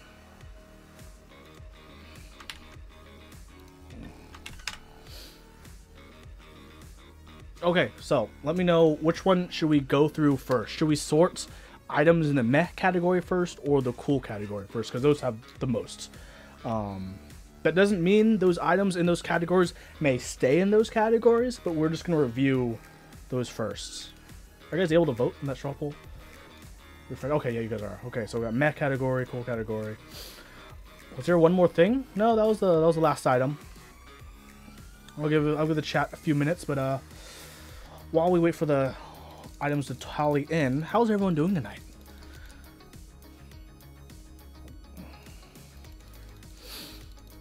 Start with meh, so that way we can end on a better note instead of ending on a note of which piece of shit is shinier. That's not bad. That's not bad ideology.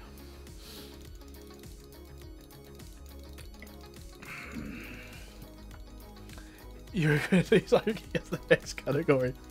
Hey, maybe when we get there, you can convince everyone why they shouldn't be in the yikes category. So, I know a lot of people think Keyboard and Co. should be higher.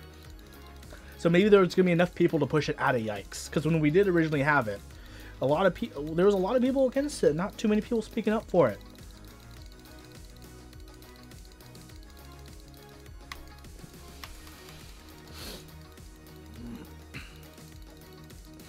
Ten strong. You believe we should do the wow to yikes in that order?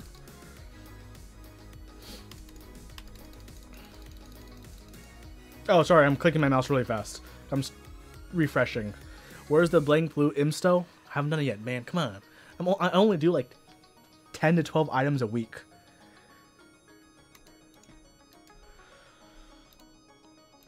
Well, Mac category is winning on the straw poll, so we're going to do that first, okay? Let's start at the tail end of Mac category and see if anything needs to be moved up or down. Okay, in the Mac category, the most meh things: SA green screen, XDA Godspeed. Should those be fine where they are? Low meh? Are they solidly low meh items? Mr. Madness sounds right. Charles, Godspeed is an overrated colorway. Lower on Godspeed, sounds wrong. I actually don't know if, because like, here's the thing. While I'm not a big of a fan of Godspeed, I won't deny it sold well. It has an appeal to people. I think that's what at least puts Godspeed in meh, and I think that was the original reason I didn't say it's yikes. Is that cool? I mean, remember, this is still the yikes category, the meh category. So none of these are cool, right? We're not saying any of these are are cool. We're still in the meh. But is it yikes? Is Godspeed just so bad? They're like, yeah, right? I don't think it's that bad. I don't think either of them are yikes. I don't like XDA as a profile. I think it's pretty bad. Okay, I think those are good. Those are good anchors for the meh, right? Anything that we think might be worse in the yikes, we can compare to those two things. It's overplayed, like when you hear a new song, then play the shit out of it. Okay, so the next two is DSA Granite, which I think should be moved a decent way up. Okay, because hear me out. Here's the Huey argument for DSA Granite. DSA Granite has ran like 8 times. It is a classic set. It's ran so many times. Mateo was just like, hey PMK, you just keep making it and sell it, right?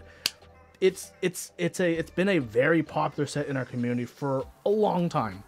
While DSA hasn't aged well, I think that the effect that Granite had on how people view more simple colors, gray, and black, with maybe a color touch, is big in the community. So I actually think DSA Granite should either be a high meh or a cool, even a low cool. What do you guys think? Am I crazy? DSA Granite?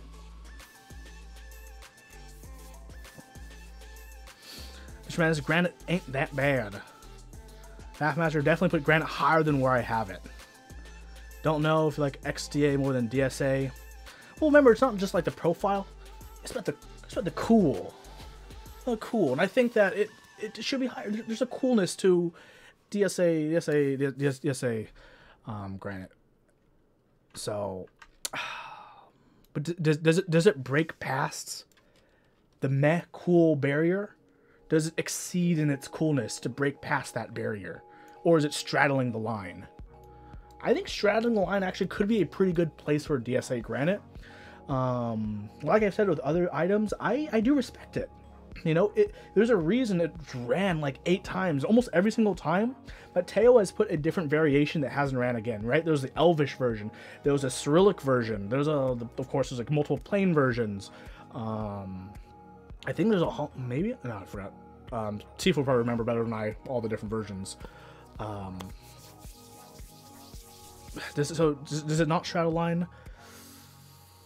Don't worry about comparing it with other things cooler than it yet, because remember, we're gonna sort all of this. Sifa, which version? Just the general concept of DSA Granite, because it's ran so many times. It has a pretty positive history, and I think it retired well in retirement, instead of, you know, not having enough sets for everyone to go around. The aftermarket, you know, blows up. How cool blows up, right? Mateo let it have a great retirement by telling PMK, just make it as people buy it. And I respect that. I think that's like a great way to retire a key set. Like, that's how you know that key set made it, I think, to a degree. So I don't know. I think that's kind of a cool. It hasn't aged well. I'll totally admit that, right? It's all about GMK these days. But there's something about this history of DSA Granite that I think you just have to respect, even if you're newer in the community and you don't know what 8 runs of DSA Granite means. High meh. At least high meh. We're gonna put high meh for now, okay? Next to the line. High meh, at least high meh. Once we do some more things, if we need to look at it again, we will. Okay, so next, we did GMK Monkey today. We're going to leave that there. You're not going to touch that. We also did UK 78. So the next 2 items are DSS Tekla and the White Fox. Oops, why is that not joined? / let's group that. And the White Fox / Night Fox. So, DSS Tekla and the keyboard White Fox. Let's start with... We've talked a lot about keycaps, so let's talk about the White Fox and Night Fox. Oh my god, Huey, can you, like, learn Illustrator properly? There we go. Is White Fox, Night Fox, most people think it's a solid meh. Low profile, 65%, because it's, you know, the low profile doesn't have a blocker, but instead has the gap. It's open source, which a lot of people do enjoy and like and respects. It's very, very thin case. Let's grab mine. I have one. I don't know where it is.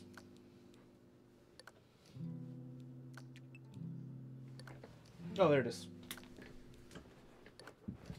Ugh. So I put like foam in mine, so it's like... No arguments with its placement. You guys think it's fine there? Like, it's kind of middling meh, but in the low tier of middle meh, right? That's like, the center line is like 3/4 through it, so it's like just under middle meh and low on that tier. I think, okay, that's fine. Next up is DSS Tekla, designed by Cassidy Williams, aka Cassidoo, who also designed XDA Scrabble. This is her DSS set. DSS Tekla.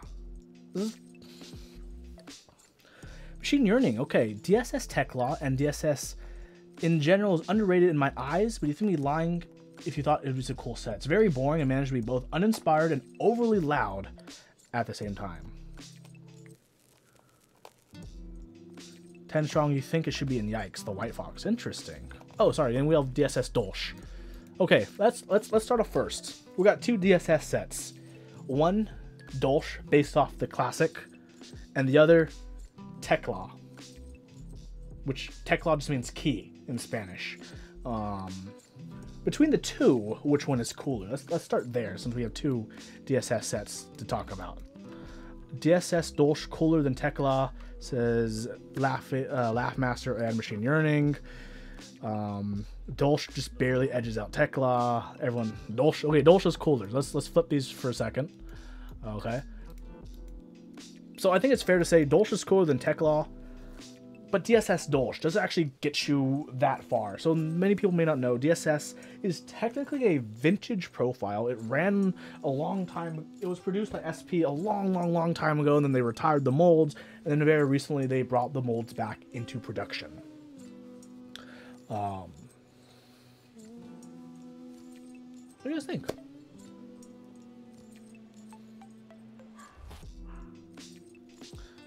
Is it fine here, or should it be higher, or should they both be lower? DSS. And I'll be honest, I have not tried DSS either. Isn't DSS pretty close to Cherry? No, it is. It's sculpted DSA is probably the more accurate way, and it's in like a semi-aggressive sculpted DSA, which is kind of fine because DSA is the complete opposite of aggressive. I think swapping them like they are is good for now. Okay, that's fine. Canoe. The Canoe was probably middle meh because everyone's like, the PCB sucks. Absolutely sucks. But you know what? Here's the thing. Even though the PCB sucks, every time they're on Mech Market, they sell like hotcakes because just people like that. Here, I'll bring it out so we can see it. People like the look of the Canoe, right? They like that little ledge right there. They like that little lights.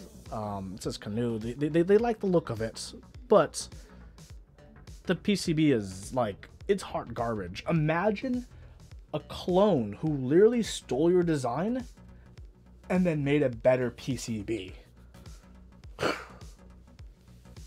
Yeah. And then you got upset they made a better PCB. That's literally the story of the Canoe.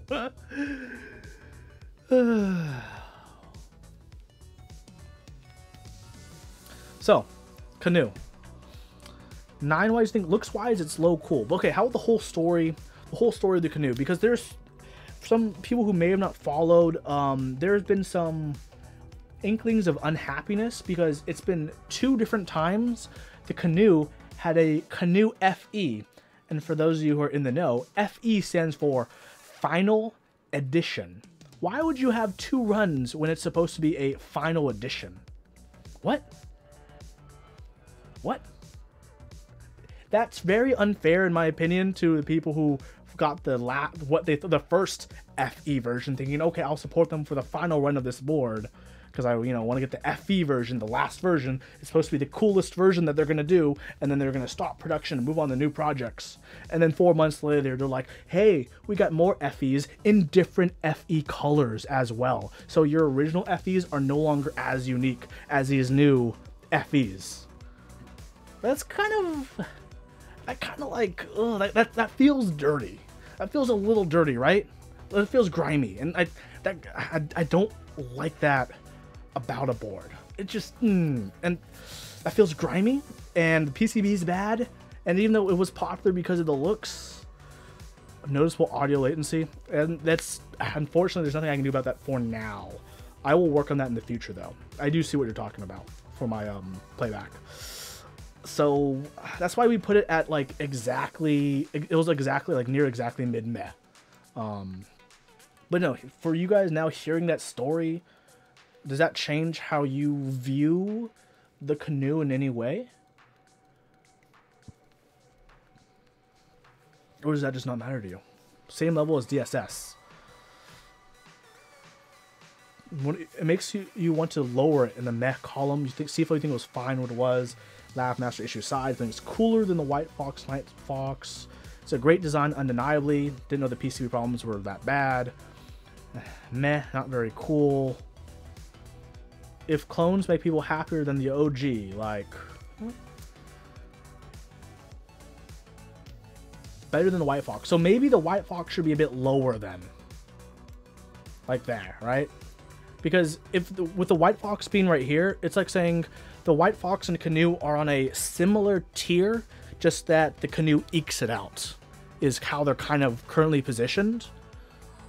So maybe we should just lower the White Fox to give more attention to the Canoe. White Fox and Indian Yikes, I don't know, it's like, it's not a horrible board. Like, it's straight up not a horrible board. It's not the greatest board either, to be fair. We're gonna leave it here for now. Next is nuclear data. I think it's fine. Okay, so what else do we have in this? We did FCC 60 today. I think that's fine. Oh, here's one that a lot of people have things to say. Hold on. If someone told me they bought a White Fox, I would assume that they're not like a super enthusiast and just want someone who wanted like a small board. Like, I wouldn't have a yikes if someone said they got a White Fox or Night Fox. I'd feel the same if they said they got a Tata. If I'm honest with you, it's like someone telling me I got a Tata. Well, yeah, that's one of those options. But this one I think is it's a mixed bag for a lot of people. Some people think this is like really cool, and some people think this shouldn't even be on the board. It's like yikes negative. The CA66. This is a very divisive board for a lot of people. What do we got? Sifo says, yikes. Charles, you like the retro look? Janky, yikes. Looks bad in purple. It's hot. Way too much space in the bottom. I have mine. I moved my keycap, so mine's naked right now, but here's mine. Hi, yikes was the badge and the sound. Jades, baby.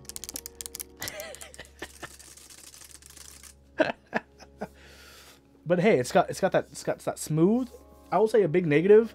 There's only one USB-C port, and guess where it is? You think it's on the back? No. You think it's on the back left? No. You think it's on the back right? No. It's just on the left. So when you have the cable, your cable has to come this exactly right here. So if you want it to be good, you have to get an L cable. If you actually wanted to like be, otherwise you'll have to, you know, curve your cable. And so if I have it on my desk, it goes boop with the cable. So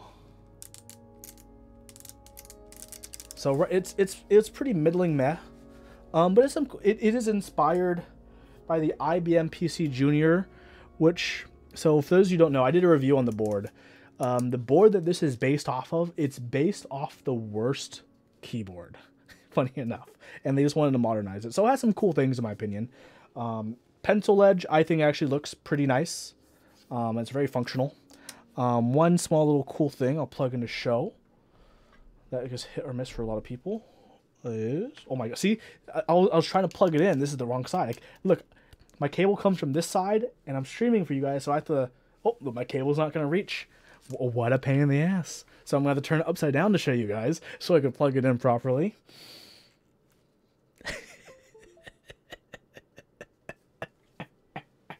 But this RGB strip right here, IMO, is actually kind of cool. I'll turn this light off so you guys can see it. Oops. I said, no, not mode, wrong mode. Here we go. This RGB strip between the nav cluster and the arrow keys. Sorry, yeah, it's like on the other side. It's supposed to be like this. Sorry, my camera's flipped as well. So like a 65%, you know, you got your arrow cluster, and this one they actually separated it out, and to separate the nav cluster, they have the nice rainbow cascading RGBs. If you watch it, they will move slowly in cascade. That really, like, if they didn't have that, oh, this board would be so much worse. On the back, two giant beautiful feet. The whole top is actually one piece. There's no seam, so the only part that comes out is literally just this bottom panel. This bottom panel is what comes out. Everything else is just one piece, and the plate is top mounted. Yeah, most divisive, right? Everyone at first was like, yikes. I explained it a little bit. Everyone's like, okay, a little bit cooler now. But does it escape the meh?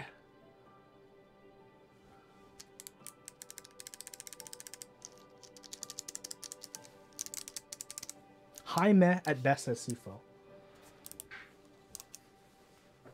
Well, Sifo looks like you're being very nice now. Yeah.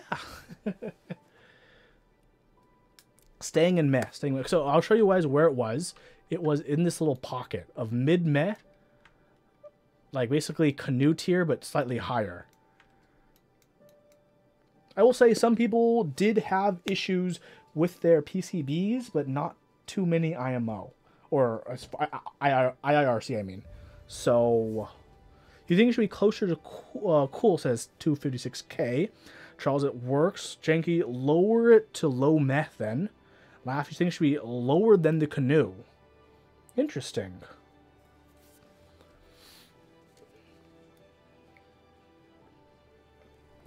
Interesting. So yeah, this is one of those ones where it's like, higher than canoe, says Trail. Did the group buy price lower than canoe? About the same. Petrov lower than canoe. Canoe's right here. It's a more premium board than the canoe. Did this CA669 get stolen, remade, and sell well? No, not really. Above the canoe says 10 strong. Better than canoe. I think I'm gonna leave it here. Same tier as the canoe, but just ekes it out slightly in coolness. I mean, that's fine. That's fine. For now. Maybe we might move a bit. FR87. I feel like this might fall. I have an FR87. It is a TKL by Elemento. It was ran by Z Frontier. I have it here.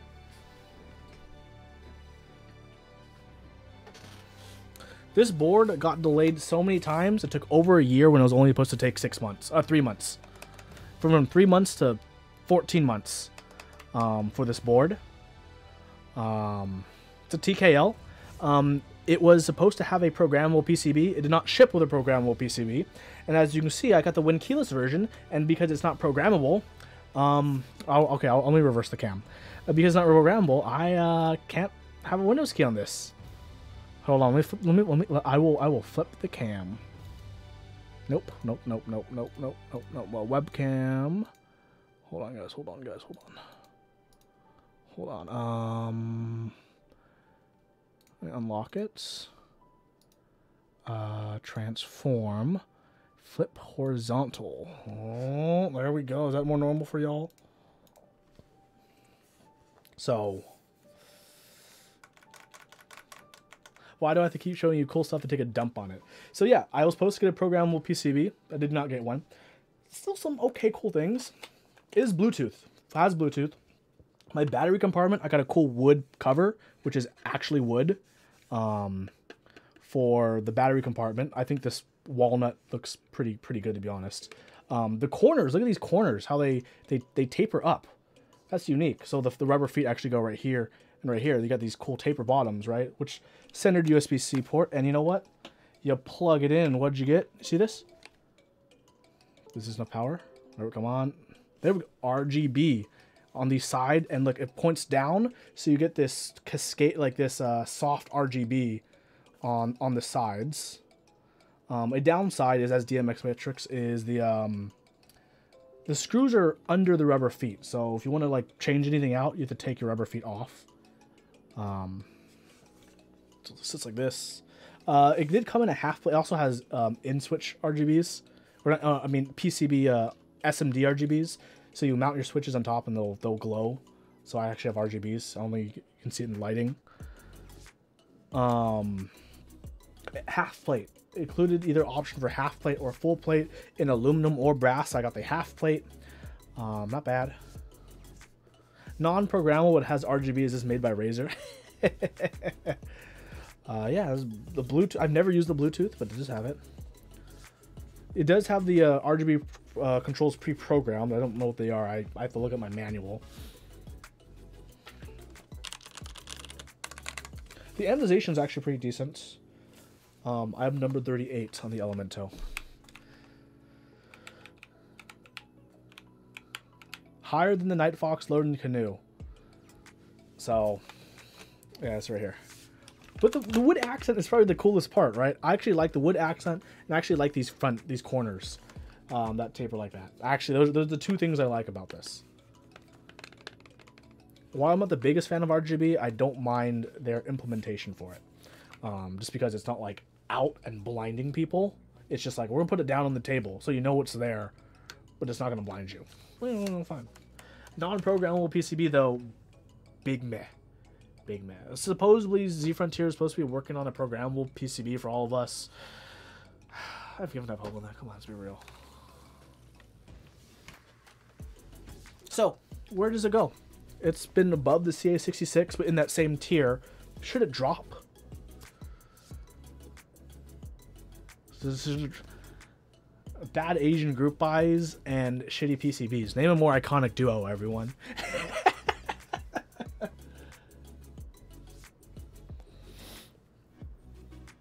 Mr. Petro put a yikes because ZF lied about the PCB. Well, they didn't lie. Well, they eventually told people before it shipped. But yeah, they did not deliver what was originally sold, which is unfortunate. And it does make it way less cool because it's essentially lying to us because they already had our money when they told us, oh, it's not programmable, our bad. I mean, the RGBs can be turned off. So if RGBs are an issue with you, just turn it off. But is it cool? Is it cool? The neat things about the design, yeah, I agree with Laugh. It's a TKL. The neat things are the design on the bottom. The two things, the wood accents. You can even have a brass accent right there too. Remember, that is your battery cover. And then the corners, the tapered corners I like. Goes below canoe, says Mr. Madness. Okay, let's see. Non-programmable PCB ruins it. No, it's not low pro case, it's a high pro case.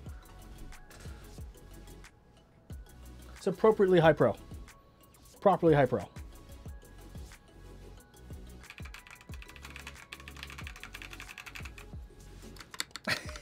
Petra.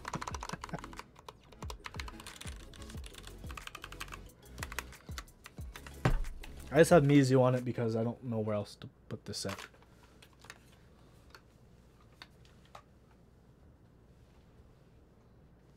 So should it stay here? Should it drop? I think that's the two questions we're gonna ask.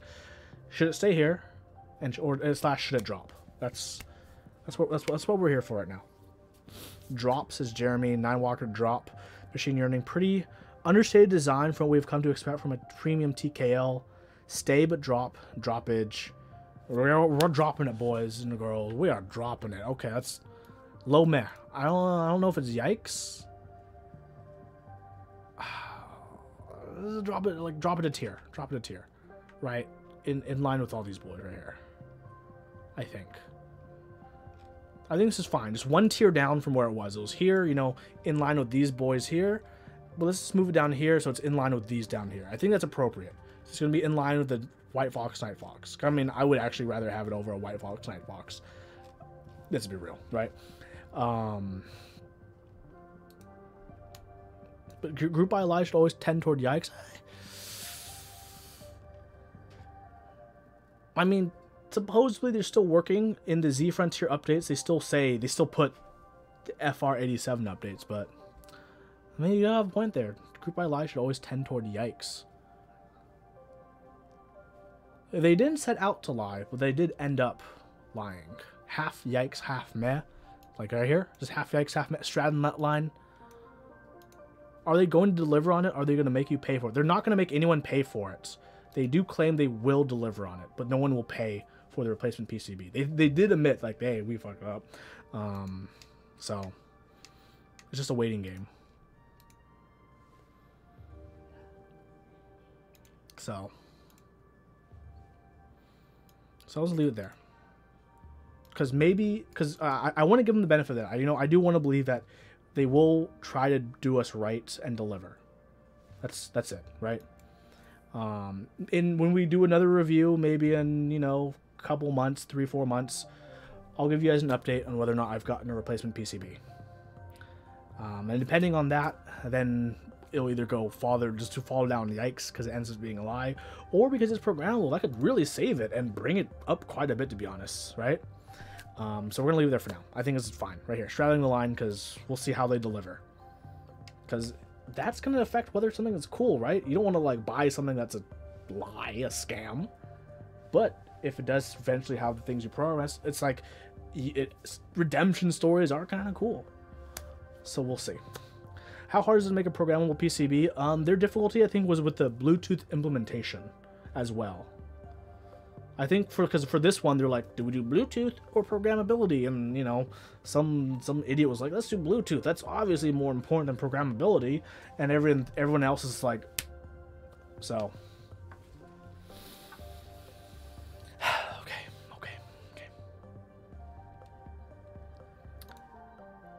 KBD fans, electrocapacitive 9009 keycaps for Topra. Are these cool?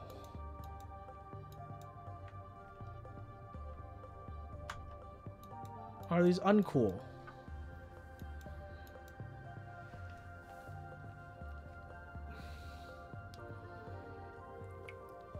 So there's two parts about this. One, on one hand, the keycaps aren't done the best. But on the other hand, here's one interesting thing, right? Traditionally, for people who wanted to customize their HHKB, you had to get sliders, NovaTouch sliders, NIS sliders, or whatever, MX Topra slider, and you had to replace your sliders. You had to drill the holes for the stabilized keys, so you could have an MX set with your HHKB.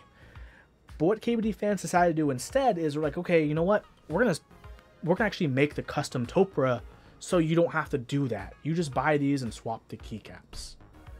Is their willingness to do that?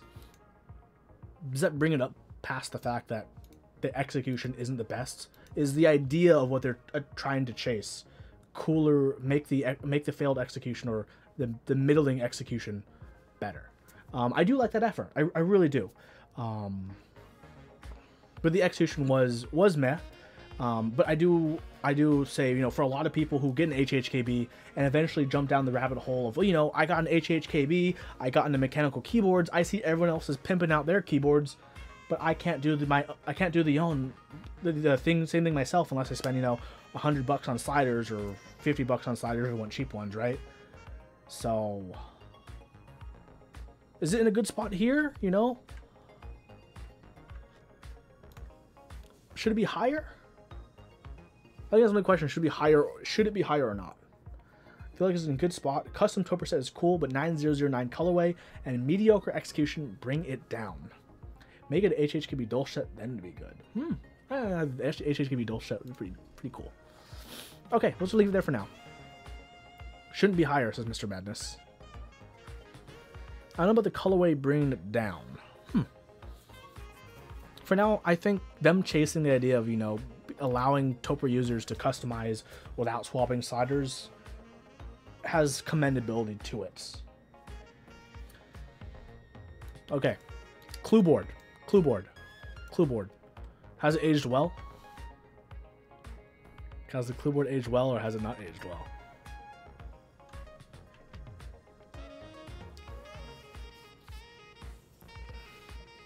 Clue board was one of the first keyboards in the enthusiast community to have an integrated plate with the top. The only issue is this was in the early days of design, so one big criticism of the Clue board is that there's a large gap between the edge of the keycap and the case. That gap. You can even see it in this picture. Like you can see, like, you look at the corner. There's that gap. It's not as tight as like a normal keyboard. So it was a pretty middling mess. Should it go down? Should it go up? It was a early board that had complete full programmability for a lot of people. It was one of the first boards that implemented integrated plates, which Rama uses. What else? And then I just did the FC660M layout, essentially. Lower than Night Fox. Integrated plate that everyone is shitting on now. That's true. People do not like it now. There are a lot of complaints against integrated plates. But at the time, it did originally come out. It was unique and cool. It has not aged well. If you saw a Clue board at a meetup, would you be like, 10-4 dinosaur? Or would you be like, okay, that's history. That's keyboard history. As some might put it.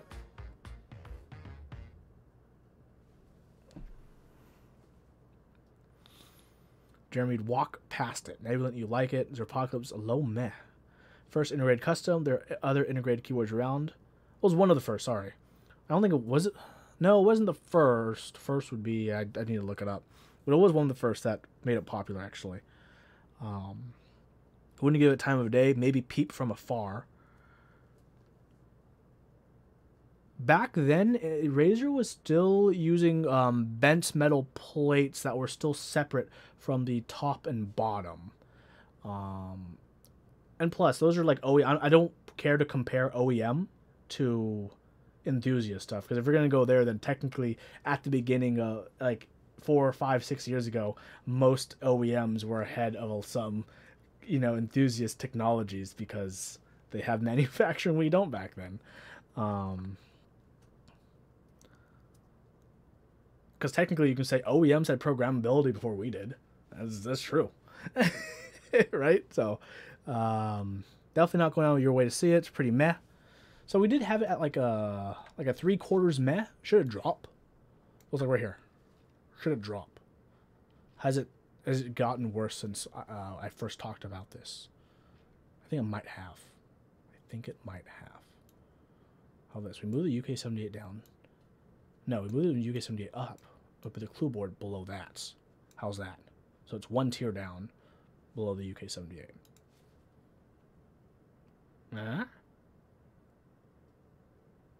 It's solid, but nothing special. Yeah. From here to here, that's kind of appropriate. I think that's kind of appropriate for it. I'd say when it came out, at least like compared to the White Fox, Night Fox, when it came out, it did more for the community, which adds coolness, right? Like contributing to the things we love, keyboards. And this is cool. And at the time it came out, it had a contribution. Okay, next one. TKC 1800. Here's a question for everyone. Is it just a painted G80 that's programmable and it has a plate? Is it worth that? How much are these? 200? 250? Is it just a painted case with a new PCB and a plate, which is arguably worse than people who enjoy the original plateless versions?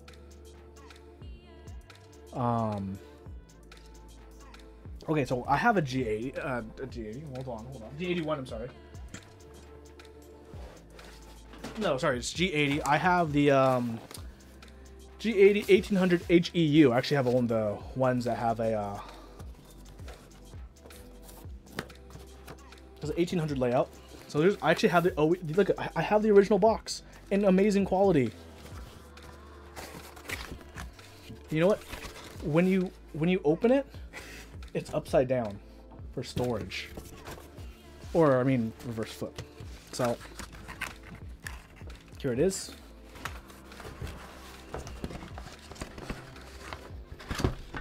Look, my cable is still wrapped in the plastic. I have the manual. Look at this. I have history. Oh, look at this is crisp, new in box.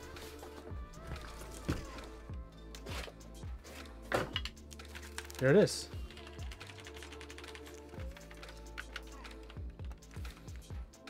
You guys can't really see the flex, but there's flex.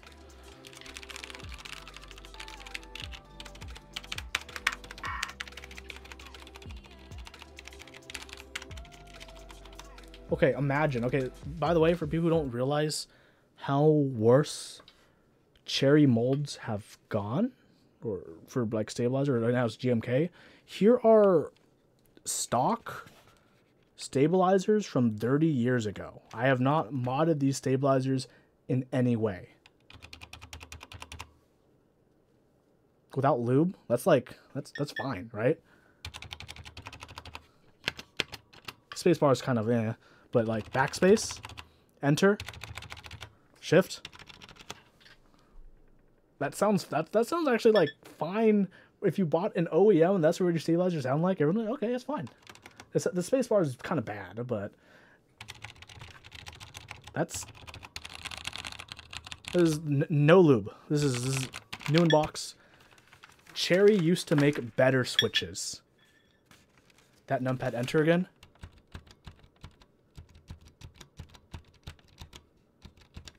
Right?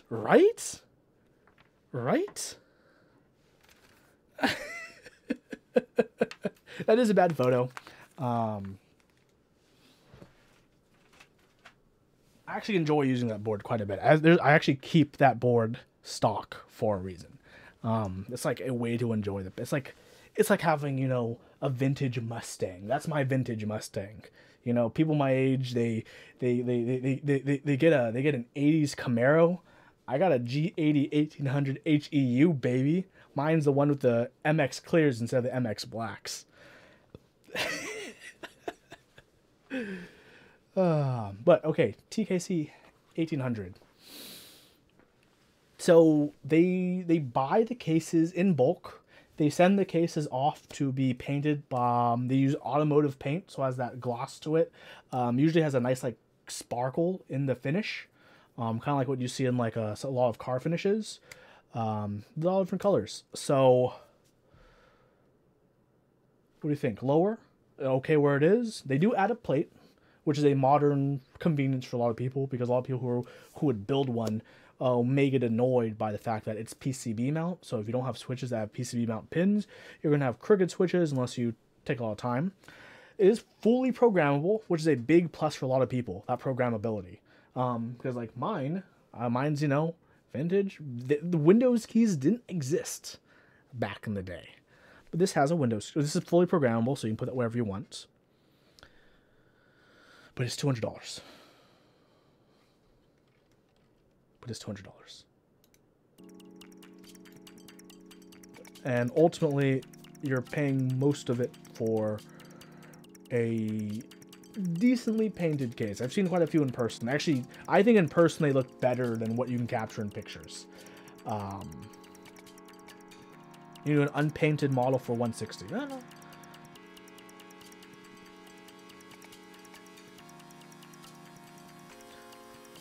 I feel like if the unpainted costs $160, wouldn't you always want to get a painted case if the only painted case is like $200 or $210 then?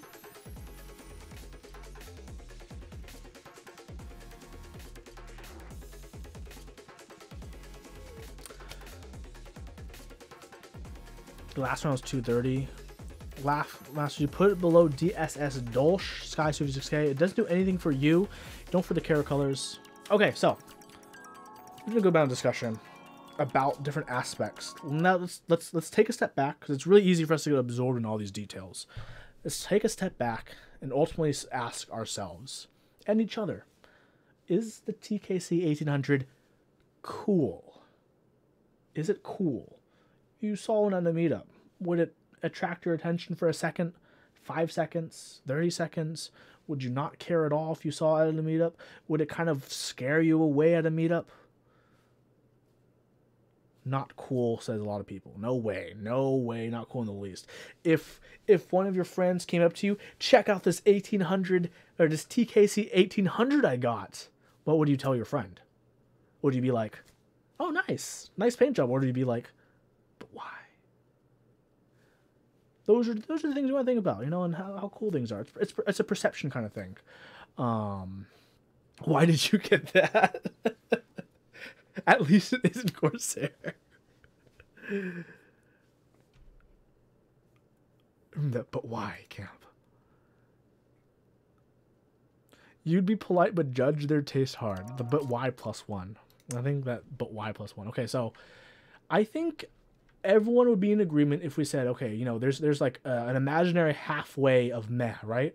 And it's a bit past that halfway. I think everyone would be agreed if we put it below the halfway mark of meh then. Yeah?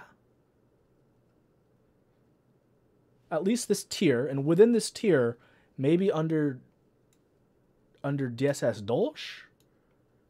Maybe under the... Okay. Would you rather have your best friend buy a clue board or a TKC 1800? That's the real question for everyone. If your friend is like, I'm going to get one of these two boards, and you're just like, oh God, why? And would they have to get one of those two boards? Which one would you tell your friend to buy? A clue board or a TKC 1800?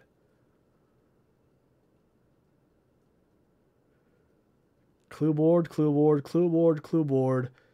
TKC clue board.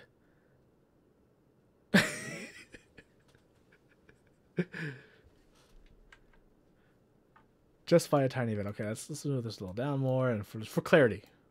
but they're going to skip these respective positionings. People salty tonight.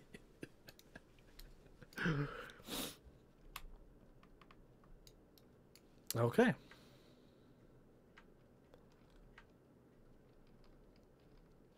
Let's go back to a key set. GMK Calm Depths.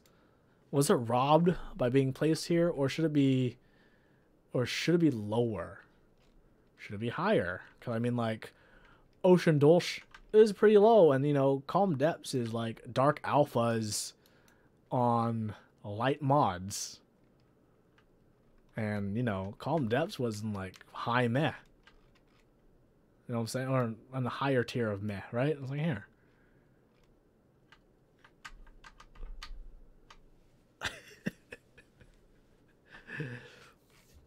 Drop lower, like White Fox lower, like here then. Okay, let's put the TKC 1800 there, and we'll leave that alone for now. I think that's fine there, right? But Calm Depths, Calm Depths. Let's put next to Ocean Dolch real quick.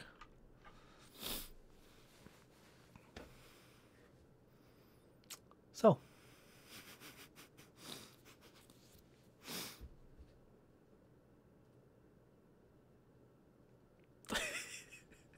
It's a little cooler. Calm Depths is slightly better than Ocean Dolch. Okay, based off these pictures, if you saw both in the wild, do you think you could tell the difference between the two? I know he has a better photo, but like think of just the general colorway. If you saw both in the wild next to each other, do you think you'd be like, I know which one is which? Or do you think you'd be like, oh god, why? To be honest, no. Yes is janky. Absolutely says Laughmaster. Lighting and pics differ, but the same features that blue because of the mods. Spacebar. They do have different colors, but not everyone remembers what color goes with what set. Has SA Calm Depths been ranked here? I do not believe so. So just right here, we're bringing GMK Calm Depths from meh down to yikes, or is it just because it's a I don't know, is it cooler because it's more recent and it wasn't overpriced? And because remember, some of the things that brought GMK Ocean Dolch down was the fact they were paying $170 for 104 keys. At least GMK Calm Depths has like a modern kit construction with relatively modern prices, right? Like, if you say you got Calm Depths, my first thought isn't, oh, you got ripped. If someone said they got Ocean Dolch, right, your thought is, oh, you got ripped off. If someone said, oh, I got GMK Calm Depths, you just think like, oh, you got interesting tastes. Possibly, right? Put closer to green screen. It's like over here. Like same tier, but maybe cooler because it's GMK instead of SA.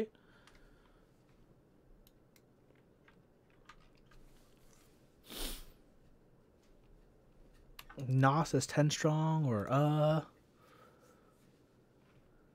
you don't know. It's how cool is it? How cool on the cool board? Half a unit higher than GS.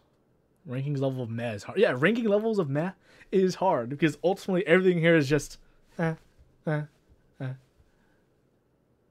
And that's, don't worry, I actually think ranking levels of cool is harder because in meh, it's easy to shit on everything here, right? But when you get to the cool side, most of those, everything there, have more positive than negative, which is like a different thing when you're comparing things that are positive.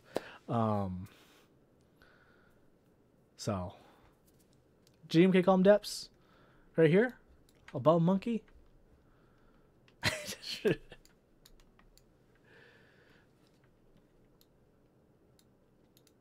Is this a spot?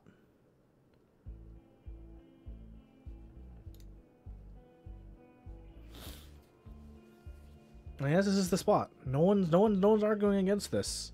Everyone, yeah, this is It's right. It's just like a sure, I guess.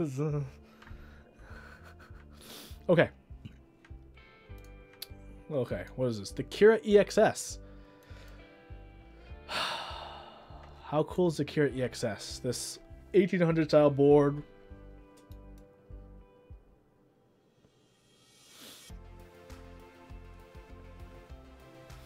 How cool is it? That's what I gotta think about, right? You know what I'm saying? You gotta.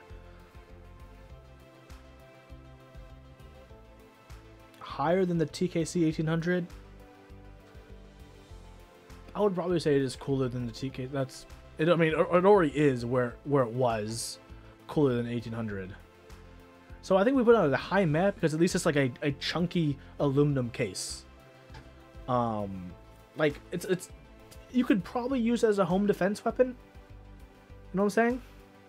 Like it has that advantage, which is like cool. If you have a big chunk of aluminum, it still has some coolness to it, right?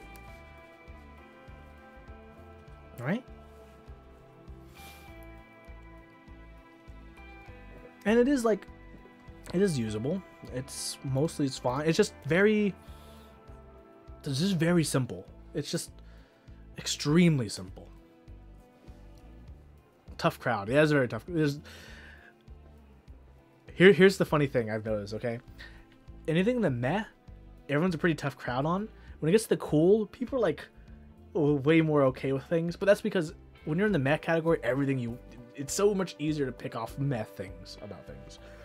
People don't like 1800 boards. They definitely are not as popular for the most part. I think nowadays people like the CP layout a bit more because it's just a compact version, which is like preferable.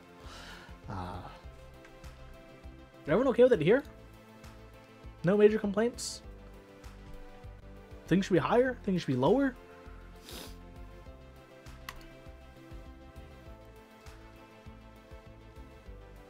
Maybe higher? Like just a step right there?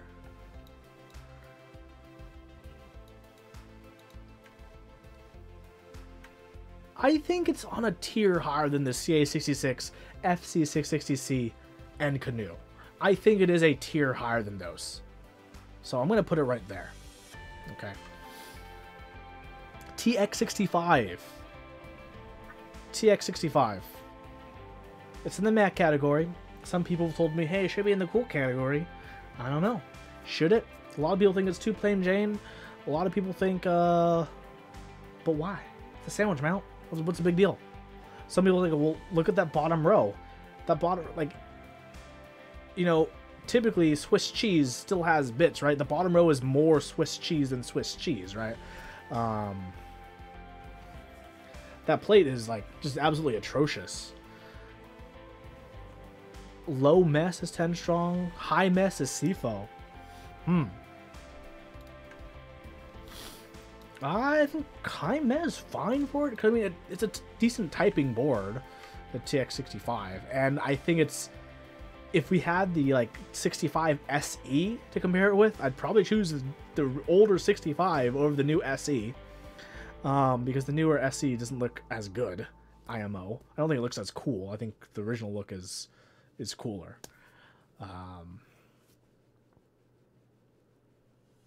But RTX boards even as sought after anymore?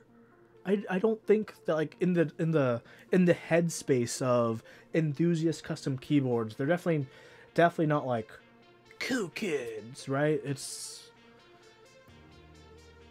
so I think they're okay. They just sound really bad. I think sound's gonna be hit or miss in TX depending on how you build them up, to be honest.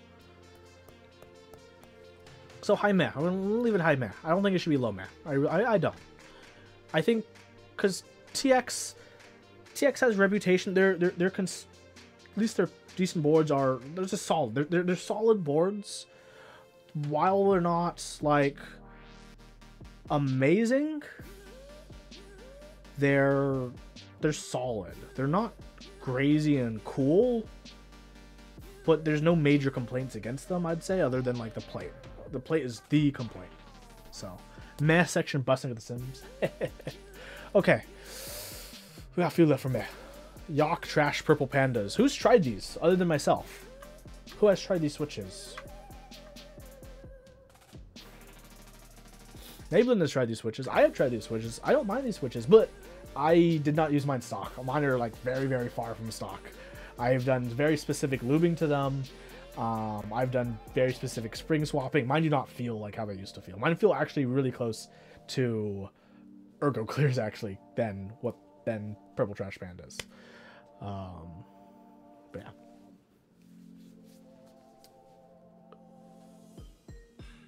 Oh, I don't know. Nablin, Jeremy, do you guys think it's high meh, these switches? It's a tactile panda? It's not a holy panda? Or this Midland's just meh switch? High meh?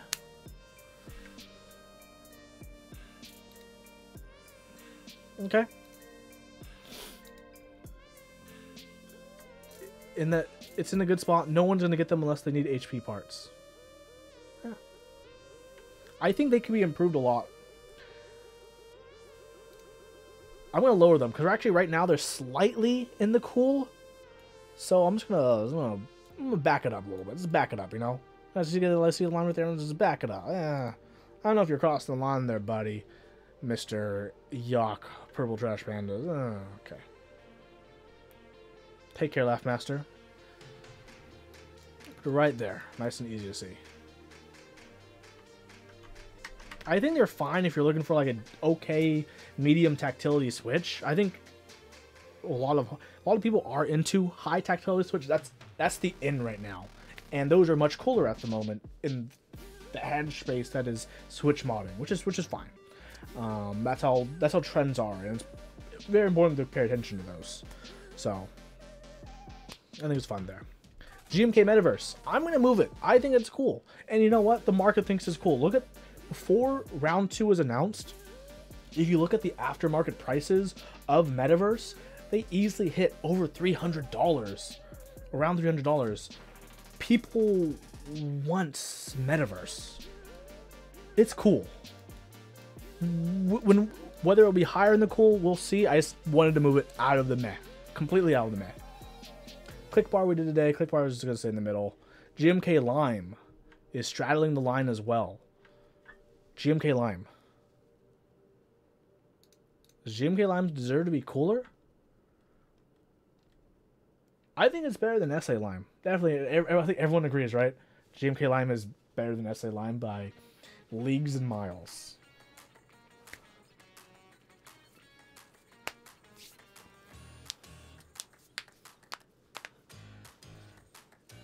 Is GMK so easy? Okay. Let's move it up.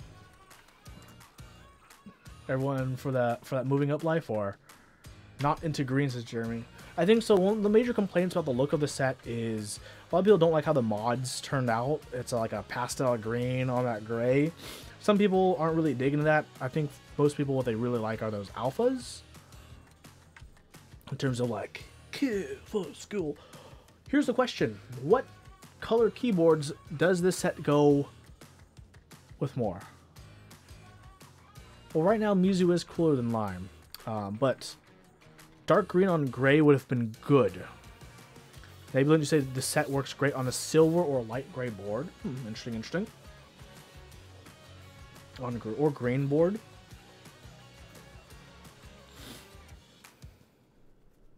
Like my old MX Mini. Okay. Let's move it a little bit. Okay, what was out here? Lubricante. I'll move it up a little bit. I like the Lubricante in the fact that, like most acrylic Alice's, it gives people an opportunity to try a popular layout in an affordable way. These use so much better than Lime. Hey, don't worry about the things in the cool. Remember, we got to clean up the meh first, and we're almost done. Okay, I'm just going through the line because we're at the line, right? So don't worry about how these things are. That's for another time. Don't worry. But the Alice layout is undoubtedly very popular and very hot right now. And while the Lubricante isn't a perfect board, it is a great, inexpensive way for people to try that layout. And that's fine. It's a cheap entry to the layout, and the layout has already been a big impact to the community. Scroll down. Duck Raven / Sidewinder. We had this at almost exactly in the middle, and the reason was, even though it's a duck product, and it is one, expensive, and two, it's a tray mount. It's a tray mount. So, does the duck name and clout make it good? Or is this still a bit too basic? It's not ducky. Dead center. It's basically dead center. It's just like a low tier dead center. Navalent was against it going this high.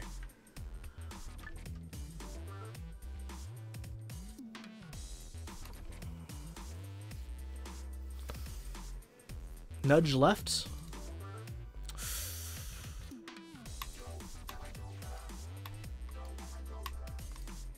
I think it's fine here. I think it's fine here. I think it's fine here. It's fine. It's fine. Okay, so we've basically cleaned up the mech category, which is pretty good. What time is it? Oh my god, it's 10. Okay, next episode, when we have 10 more or 10 to 12 more new items, we will also hopefully have a time to clean up the cool section and reorganize it like the meh. The meh is looking way cleaner now, which I'm liking. I hope you guys are liking it too. Real quick, I just gotta do my own self-shilling stuff.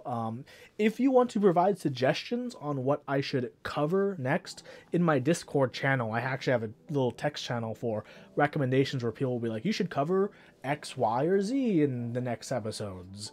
And I use that to help sort what I want. This last episode, I took 3 or 4 suggestions from that channel, actually, for what I should cover on this episode. So, if you're not on my Discord, links down below, and you can also... what's the channel called? It's called Cool Board Recommendations.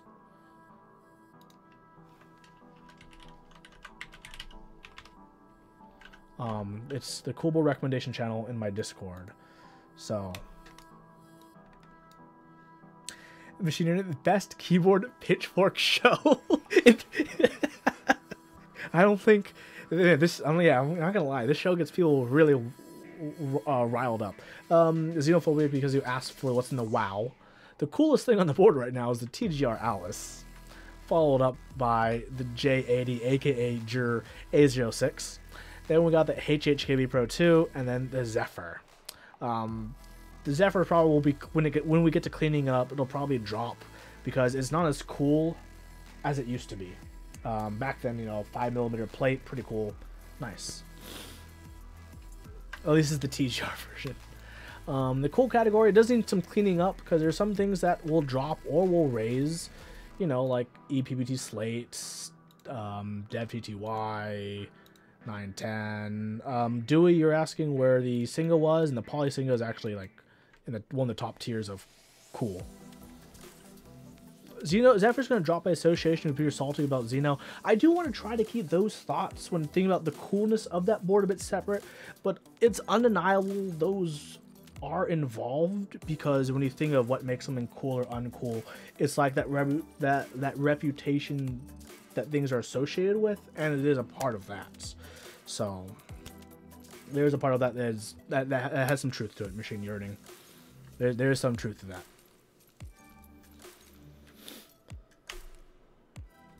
But yes, people do think about the idea of the board, as Nathan said, not just the specific picture I'm using. I just grabbed random pictures, if you guys anyone that hasn't noticed. So here's a lot of things we need to sort. Big Bone MDA, I think it's going to drop, to be perfectly honest. HB85, I think it's going to drop. Leaf 60, I think it's going to drop. GMK Hydro, we'll see. What is this? KBD 67, I think that's going to drop. PPS Chocolate, oh, we'll see. TX60 is like the best TX board ever. IMO, but I still think that's going to drop.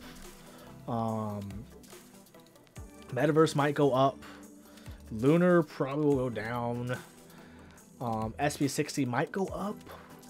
I'm just going off my thoughts. Plank will probably go down. We'll see.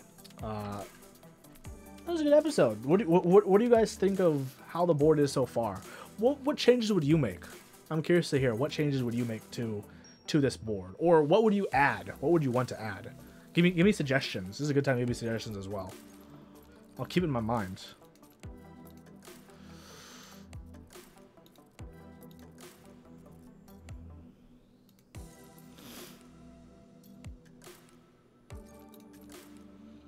So yeah, don't forget to join my channel so you guys can add recommendations. But let's see. 10 strong, you would change by putting TKC 8800 in Yikes, Machine Yearning, more 40s, and Split Ergo, but you're biased. Hey, you know what? A lot of those boards are worth taking a look at about how cool or not they are, because it's important to recognize the different niches within our hobby, whether it's the 40s crowd, split crowd, only Korean customs only kind of crowd, artisan, stuff like that, right? So any suggestions for anything you think is cool or uncool, I'm always down. Like I said, join my channel. In that channel, just put whatever suggestions you have, and I'll start like organizing them for future episodes. Cause it's fun. You guys, some of you guys got quite riled up. It's pretty intense about these. Yeah. B-Wall, you'd like a standardization for Yikes? Like, how low are we going? Well, that's something that we gotta have an open conversation about.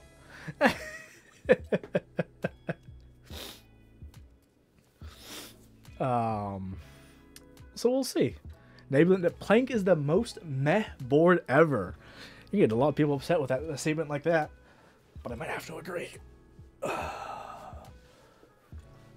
I wonder if there's a good Twitch extension for chat sentiment on screen. There's just a constant thumb meter that like alternates between, sorry, I use my thumb, up and down for how the chat feels about anything. It's like keyboard X.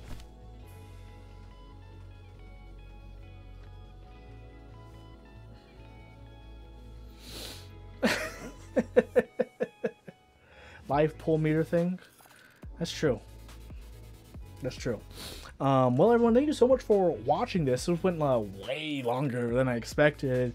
But hey, if you're not following me already on Twitch, don't forget to follow just so you can be alerted. I try to do these once a week, or at least once every week and a half. Like this one was, I think, 10 days out from my last one I did. So that's roughly around the regularity I try to do it. So expect like 2 to 3 a month of these episodes, which is really fun to do. Yay.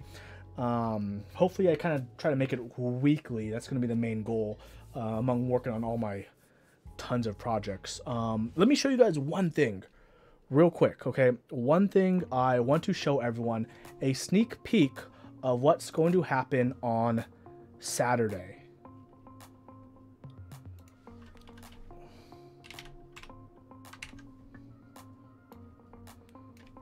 On Saturday,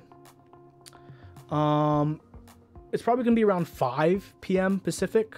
There's going to be a stream I'm doing, and this is a sneak peek of that stream. I got 3 contestants lined up ready to test their mettle on some keyboard trivia. So if you want to join them on Saturday, join my Discord, make sure you get alerted. We're going to be going over some keyboard trivia. Those are the categories that they're going to be going through on Saturday, so hopefully you guys can join. The time isn't completely nailed down, but expect the starting will be around 5 p.m. Pacific on Saturday, maybe up to 30 minutes later than that, but that's going to be around the start time. So 5 to 5:30 p.m. Pacific, which is 8:30 Eastern. So if you want to follow along, the contestants, part of the rules is they can't look at chat, so you guys feel free to put whatever answers you want and argue with each other and try to, see how well you do and see how well you do against contestants. It's going to be a fun time on Saturday. It's the first episode. It's going to be the pilot. So things are going to be very basic. I'm just going to make sure the ship doesn't burn down. So, and eventually, I'm hoping after 2 or 3 episodes, make sure to get the process going.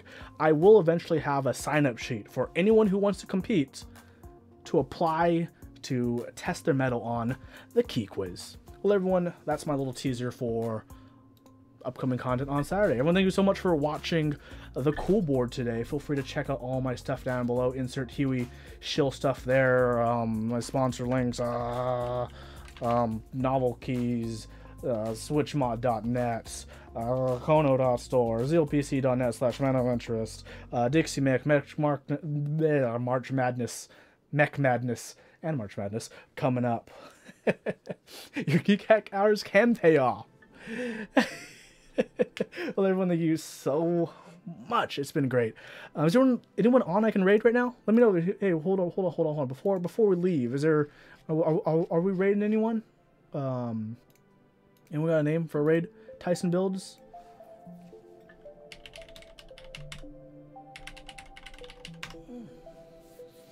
Is Tyson Builds on? Oh, he is. Okay, let's raid. Let me do this real quick. It's exclamation raid. How do you do a raid? I'm so bad at Twitch. Oh yeah, /raid. Thanks to just put in Tyson Build, or do you need to do twitch.tv/Tyson Build? I'm so bad at this. Holy crap! Why am I so bad at life? Username only. So raid. Thanks to Tyson Builds. That's ready. Raiding in 5 seconds. Okay, here we go. Get ready. We're coming in. We're coming in, Tyson. We're coming in. Well, everyone, thank you so much for watching. Have a good one. Once we start the raid, I'm just gonna hit the raid now button. Bam.